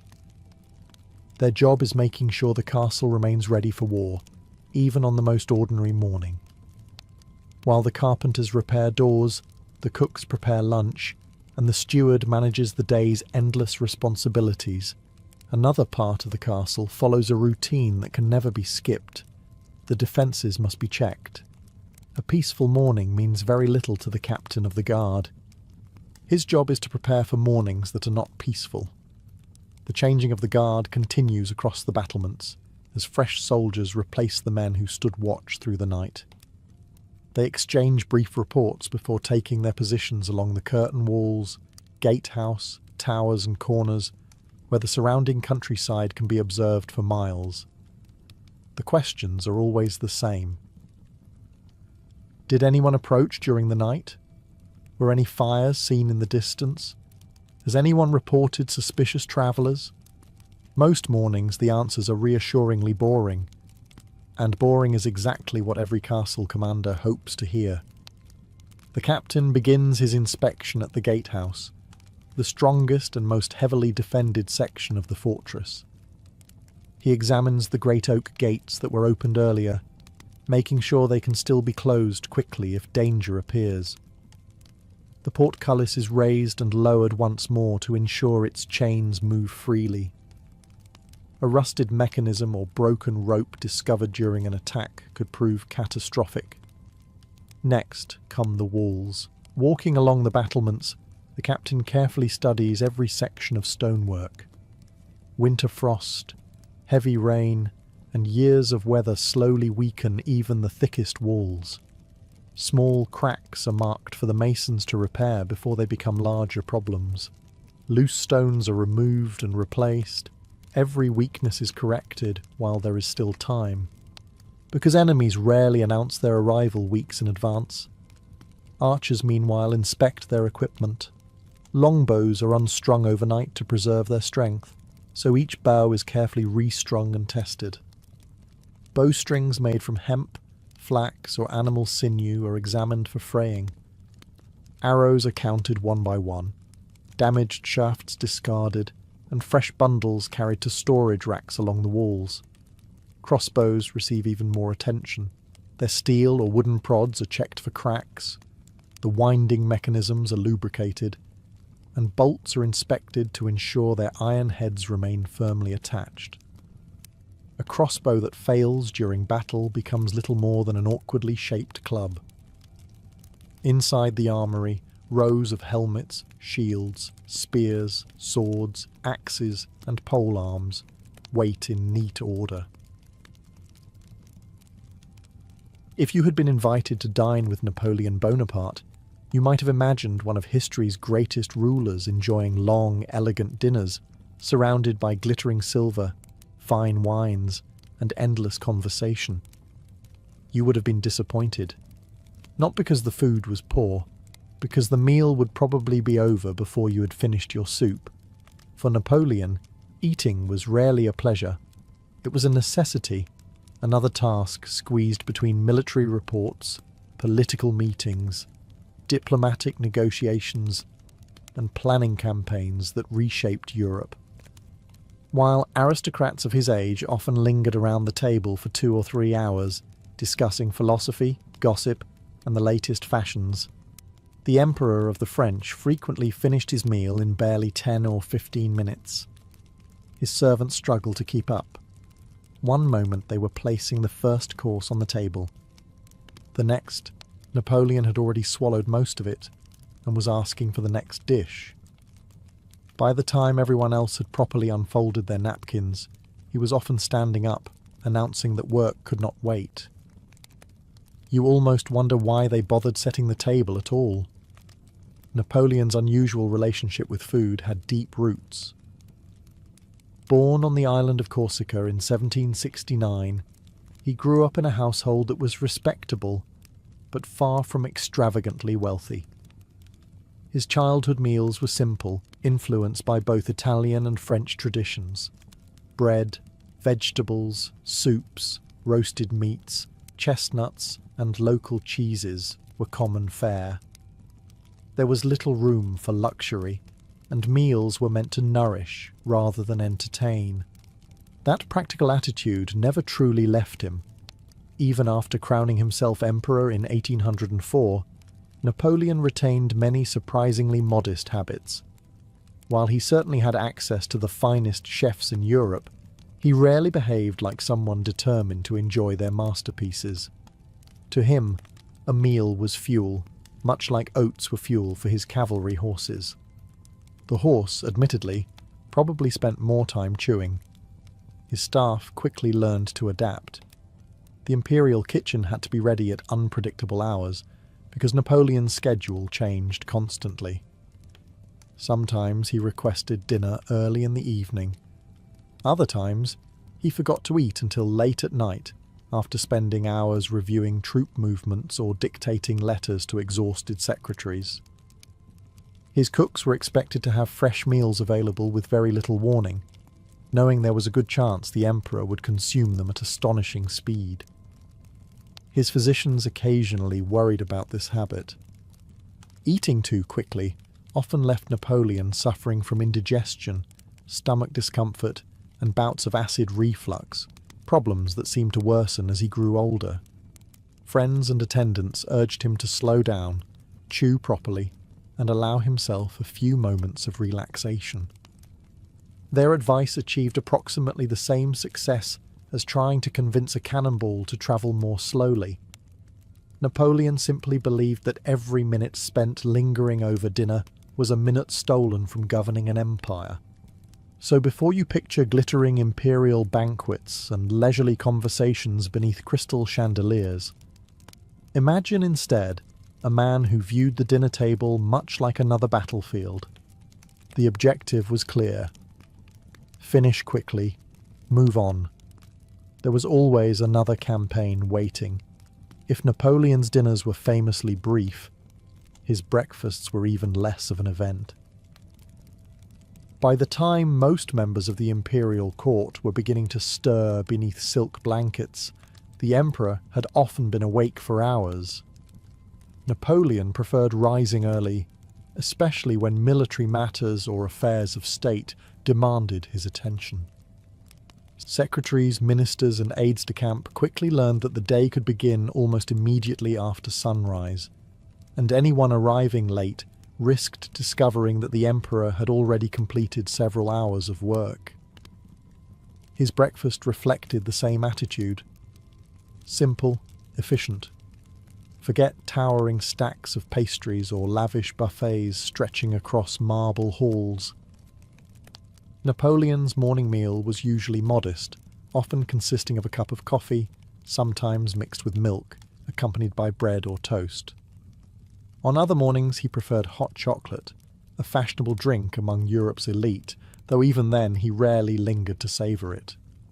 For Napoleon, breakfast existed for one purpose, to get him back to work. The setting, however, was anything but ordinary. Inside the Tuileries Palace in Paris, servants quietly prepared the emperor's apartments before dawn. Fires were lit to warm the rooms during colder months. Fresh linens were arranged, documents stacked neatly upon writing desks, and breakfast prepared in adjoining service rooms. Every detail followed a carefully rehearsed routine, because no one could predict exactly when Napoleon would decide he was hungry, or how long that feeling would last. The palace itself buzzed with controlled urgency. Messengers arrived carrying dispatches from distant provinces. Officers delivered reports from army headquarters. Ministers waited nervously in nearby chambers, hoping for a brief audience before the emperor's schedule became impossibly crowded. While cooks carried trays through polished corridors, clerks hurried in the opposite direction with maps, letters, and official decrees awaiting Napoleon's signature. Breakfast often happened in the middle of all this activity. It was not unusual for Napoleon to continue reading reports while eating. Secretaries sometimes remained nearby, ready to write down instructions between mouthfuls of bread and coffee. One moment, he might be discussing taxation in northern Italy. The next, he would ask about naval construction or dictate a reply to an ambassador in Vienna. Multitasking, it turns out, was not invented by modern office workers. It simply involved considerably more uniforms. Napoleon's valet, Louis-Joseph Marchand, who later served him faithfully during his exile, observed that the emperor often paid remarkably little attention to what was placed before him. If the food was warm and arrived promptly, he was generally satisfied. His concern lay not in culinary perfection, but in whether breakfast interrupted the flow of his thoughts. Sometimes it barely interrupted them at all. His physicians occasionally encouraged a more balanced diet and slower eating habits, especially as digestive complaints became more frequent. They suggested that regular meals, eaten calmly, might ease the stomach pains that troubled him throughout much of his adult life. Napoleon listened politely, Then he returned to finishing breakfast in the time it took most people to decide whether they wanted jam or butter. As the last sip of coffee disappeared and the empty cup was quietly removed by waiting servants, the meal ended almost as quickly as it had begun. The emperor rose from his chair, reached for another bundle of reports, and without a second thought left the breakfast table behind. Fortunately for his cooks, lunch and dinner offered slightly more opportunity to display their talents, especially when one particular chicken dish would become forever linked to Napoleon's name.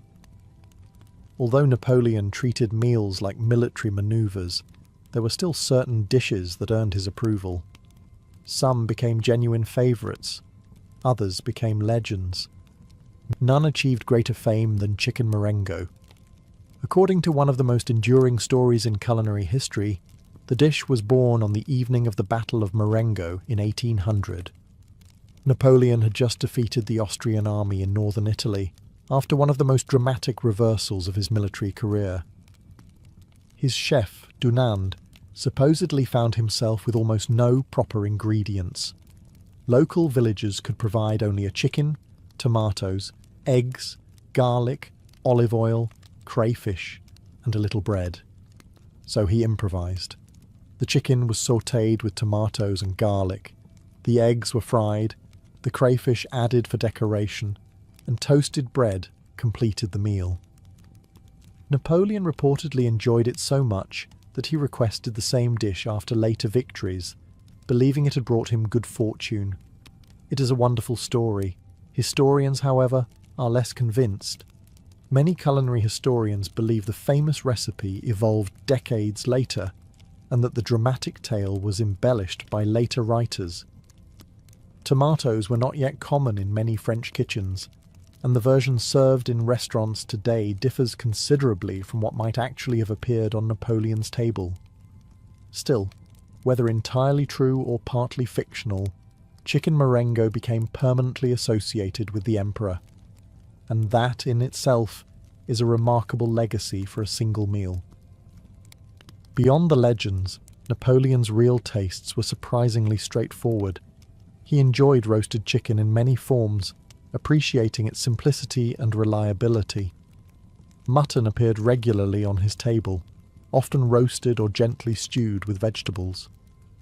Beef also featured in imperial meals, though rich sauces interested his chefs far more than they interested the emperor himself. He was particularly fond of simple soups. Lentil soup was among the dishes frequently mentioned by those close to him. Thick, warming and filling, it suited Napoleon's practical nature perfectly. Vegetable soups, onion soups and broths appeared often, especially during colder months or while travelling with the army. His Corsican upbringing also left lasting influences.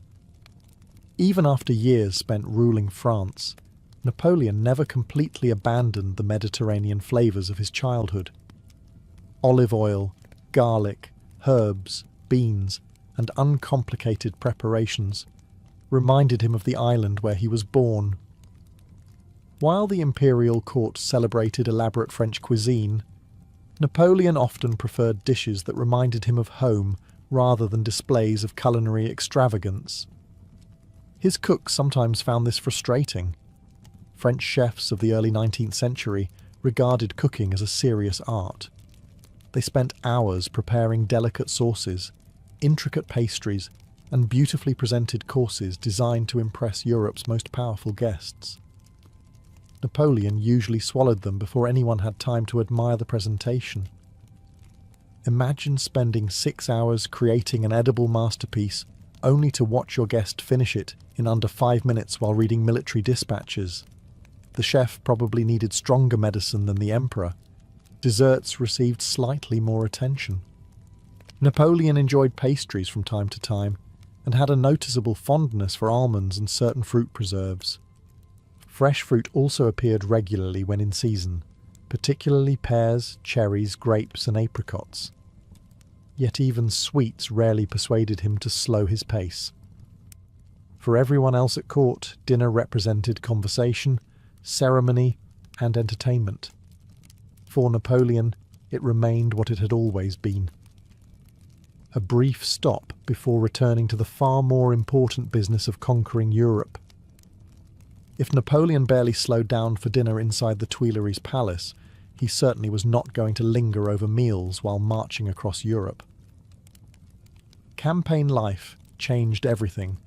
Gone were the polished dining rooms, glittering chandeliers, and carefully arranged tables of Paris. Instead, meals were eaten inside command tents, abandoned farmhouses, monasteries, roadside inns, or occasionally in the open air while maps lay spread across folding tables. One day the emperor might dine in a royal palace. The next he could be eating from a simple plate while cannon fire echoed somewhere on the horizon. Napoleon accepted this without complaint. In fact, he often seemed more comfortable in the field than inside his own palaces. He believed a commander should remain close to his army, sharing many of its hardships, even if his accommodations were naturally more comfortable than those of an ordinary soldier. That did not mean he lived luxuriously. His travelling kitchen was surprisingly compact compared to the enormous baggage trains of many 18th century generals. Napoleon disliked unnecessary delays and constantly urged his officers to travel light. Every extra wagon slowed the army, and a slower army often meant giving the enemy valuable time. Speed won battles. Excess luggage lost them. His personal chef accompanied the campaign whenever possible, bringing essential cookware, spices, wines and ingredients that could be obtained along the route.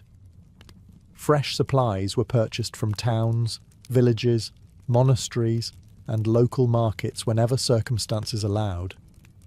If the army entered friendly territory, food was usually bought or requisitioned. In enemy lands, obtaining provisions became considerably more complicated. Some days the emperor enjoyed respectable meals. Roasted chicken, boiled beef, fresh vegetables, soup, bread, cheese and fruit might appear if the supply lines were functioning well. On particularly successful campaigns, local officials eager to impress the French emperor organised elaborate dinners inside captured cities. Napoleon rarely rewarded their efforts by eating slowly. His marshals had learned the routine. Just as everyone settled comfortably into their seats, Napoleon would finish his final mouthful, stand abruptly, and announce that there was work to do. Officers scrambled to follow him, abandoning half-finished meals because no one wished to keep the emperor waiting. Imagine finally getting a decent dinner after marching 20 miles, only to discover your commander has decided dessert is less important than discussing troop movements. History rarely sympathizes with hungry marshals. Campaign conditions could also become extremely harsh. During the disastrous invasion of Russia in 1812, proper meals became almost impossible. As supply lines stretched across hundreds of miles and winter tightened its grip, even senior officers struggled to obtain sufficient food. Soldiers survived on coarse bread, horse meat, thin soup, frozen vegetables, or whatever could be scavenged from abandoned villages. Napoleon himself could not entirely escape these shortages, although his staff naturally tried to secure better provisions whenever possible. The contrast was remarkable. Only months earlier, imperial banquets had displayed the finest wines and silverware in Europe. Now the greatest ruler on the continent considered himself fortunate to receive a hot bowl of soup before returning to his maps. Whether inside a magnificent palace or a freezing command tent, one habit never changed. Napoleon still treated every meal as a brief interruption. His attention always remained fixed on the next march, the next battle, or the next decision that might determine the fate of an empire. While Napoleon hurried through his meals as though they were delaying a battle, an entire army of servants worked tirelessly to make those few minutes possible. The irony was almost comical. The emperor might spend 12 minutes eating. His kitchen had spent 12 hours preparing. Long before Napoleon entered the dining room, activity had already begun below stairs. The imperial kitchens were a world unto themselves, hidden from the glittering salons where diplomats and generals admired polished silver and crystal glasses. Here there was no elegance, only organised chaos. Large fireplaces roared from dawn until late at night. Copper pots hung above glowing coals. Knives struck chopping blocks with rhythmic precision. Fresh herbs filled the air with the scents of thyme, parsley, rosemary and bay leaves. Cooks hurried between ovens carrying roasting pans, while apprentices rushed to fetch butter, flour, wine, cream and vegetables from nearby storerooms. Everything had to be perfect, not because Napoleon was especially demanding about flavour, because serving the emperor was a matter of national prestige. At the head of this culinary operation stood the imperial chef, assisted by numerous specialists. One baker focused almost entirely on bread and pastries. Another prepared sauces, considered the soul of French cuisine. Others handled roasting, soups, desserts, or the careful preparation of fish and game. Every role mattered. A delayed sauce could hold up an entire meal. Napoleon, however, had very little patience for delays. His staff never knew exactly when he might decide he was hungry. Some evenings, dinner arrived at 6. On others, the emperor ignored food until nearly midnight, because he had become absorbed in military reports or meetings with ministers. The kitchen, therefore, remained in a constant state of readiness, with fires burning and ingredients prepared so a complete meal could appear almost immediately. Imagine running a restaurant where your only customer refuses to make reservations, and also happens to rule most of continental Europe. The food itself travelled through an elaborate chain before reaching the table. Kitchen servants arranged each course with extraordinary care. Silver serving dishes were polished until they reflected candlelight like mirrors. Fine porcelain from Sèvres often accompanied state dinners, while crystal decanters held carefully selected wines from Burgundy, Bordeaux, Champagne, and other celebrated regions of France. Then came one final challenge: getting the food to Napoleon while it was still hot. The imperial household employed servants whose sole responsibility was carrying dishes from the kitchens to the dining room in perfect condition. Timing mattered enormously. Soups cooled quickly. Sauces separated. Roasted meats lost their tenderness if they waited too long.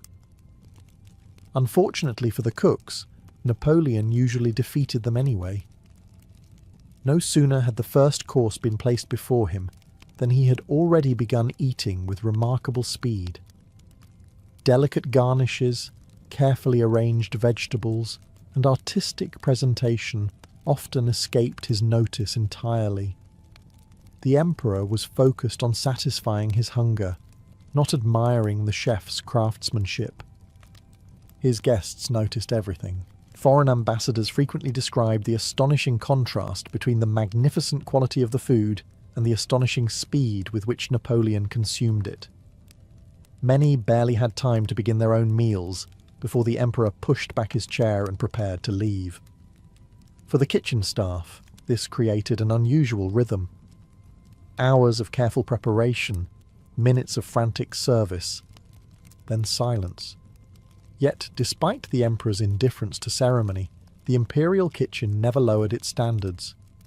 Every meal, whether eaten in 10 minutes or 2 hours, reflected the prestige of France itself. Because even if Napoleon viewed dinner as little more than another appointment, the rest of Europe was watching every course that appeared on his table. By now you may be wondering whether Napoleon ever actually enjoyed a meal. The answer is yes. He simply didn't enjoy spending much time eating it. His astonishing speed at the dinner table became one of his most recognizable personal habits. Diplomats mentioned it in their memoirs. Members of the imperial household joked about it. Even visitors seeing him dine for the first time often left amazed that one of the most powerful men in Europe could finish an elaborate meal before everyone else had reached their second course. The explanation was not that he disliked food. It was that his mind almost never stopped working. Napoleon possessed an extraordinary ability to concentrate for hours without interruption. Whether reviewing battle plans, reading reports from governors, correcting legal documents, or dictating letters to his secretaries, he became completely absorbed in the task before him. Meals interrupted that flow of thought. To him, dinner was not relaxation, it was an obstacle. Those closest to him noticed that he often continued thinking about military affairs even while eating. Secretaries sometimes stood nearby with notebooks, ready to record new instructions the moment an idea entered the emperor's mind. Between bites of roasted chicken or spoonfuls of soup, Napoleon might suddenly ask for casualty reports from Italy, request maps of the Rhine, or dictate changes to tomorrow's orders. Imagine trying to enjoy dessert while your boss decides this is the perfect moment to reorganize half of Europe. Conversation at the table reflected this habit. Unlike many monarchs, who used meals as opportunities for long discussions and entertainment, Napoleon frequently remained quiet. If he did speak, the topic was rarely light-hearted. Ministers could suddenly find themselves answering difficult political questions while attempting to butter a piece of bread. There was very little small talk, even less small dessert. His eating habits may also have been shaped by his years as a young artillery officer. Military life rarely encourages leisurely dining. Officers often learned to eat whenever food became available, because the next march, inspection, or battle could begin without warning. Those early habits remained with Napoleon long after he exchanged a lieutenant's uniform for an imperial crown. His physicians, however, viewed the situation differently. As the years passed, Napoleon increasingly complained of stomach pain, heartburn, indigestion, and occasional nausea.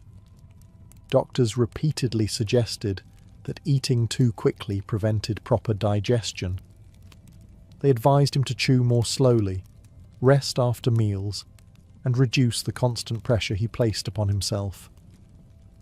Their recommendations were perfectly sensible. Unfortunately, they were directed at Napoleon Bonaparte. He followed military timetables far more faithfully than medical advice. Modern historians have also suggested that stress played a significant role. Few rulers carried responsibilities on quite the same scale. At the height of his empire, Napoleon governed millions of people while directing campaigns across much of Europe. Every day brought diplomatic crises, military decisions, financial concerns, and political challenges that demanded immediate attention. Under those circumstances, it becomes easier to understand why dinner rarely occupied his full attention. Looking back, his rushed meals reveal something larger than an unusual table manner. They reveal a man who measured time differently from almost everyone around him. To Napoleon, every minute spent lingering over food was a minute that could have been spent planning a campaign, solving a political problem, or strengthening his empire. For better or worse, even the emperor's appetite marched at military speed. If Napoleon disliked spending time at the dinner table, there was one situation in which he had no choice: state banquets. An emperor could rush through a private meal. He could not rush through diplomacy, or at least he was expected not to. Throughout his reign, the imperial palaces of France hosted magnificent dinners for kings, princes, ambassadors, generals, scientists, and foreign dignitaries. These banquets were far more than opportunities to eat. They were carefully choreographed displays of power, wealth, and stability, designed to remind every guest that France stood at the centre of Europe. Every candle, every chair, every silver fork, every course served a political purpose. Preparations often began days in advance. The imperial kitchens selected the finest ingredients available from across France and beyond. Fresh fish arrived from the Atlantic coast. Oysters were transported with astonishing speed to remain fresh. Rare wines came from Burgundy, Bordeaux, and Champagne. Exotic fruits, expensive spices, and delicate pastries demonstrated not only culinary excellence, but also the enormous reach of Napoleon's empire and trade networks.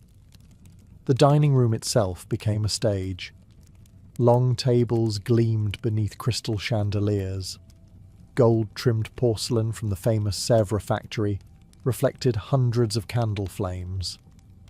Fresh flowers decorated the centerpieces, while polished silverware was arranged with military precision.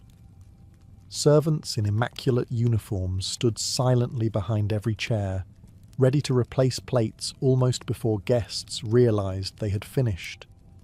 Nothing was accidental. Even the seating plan required careful thought. An ambassador from Austria could not simply be placed anywhere.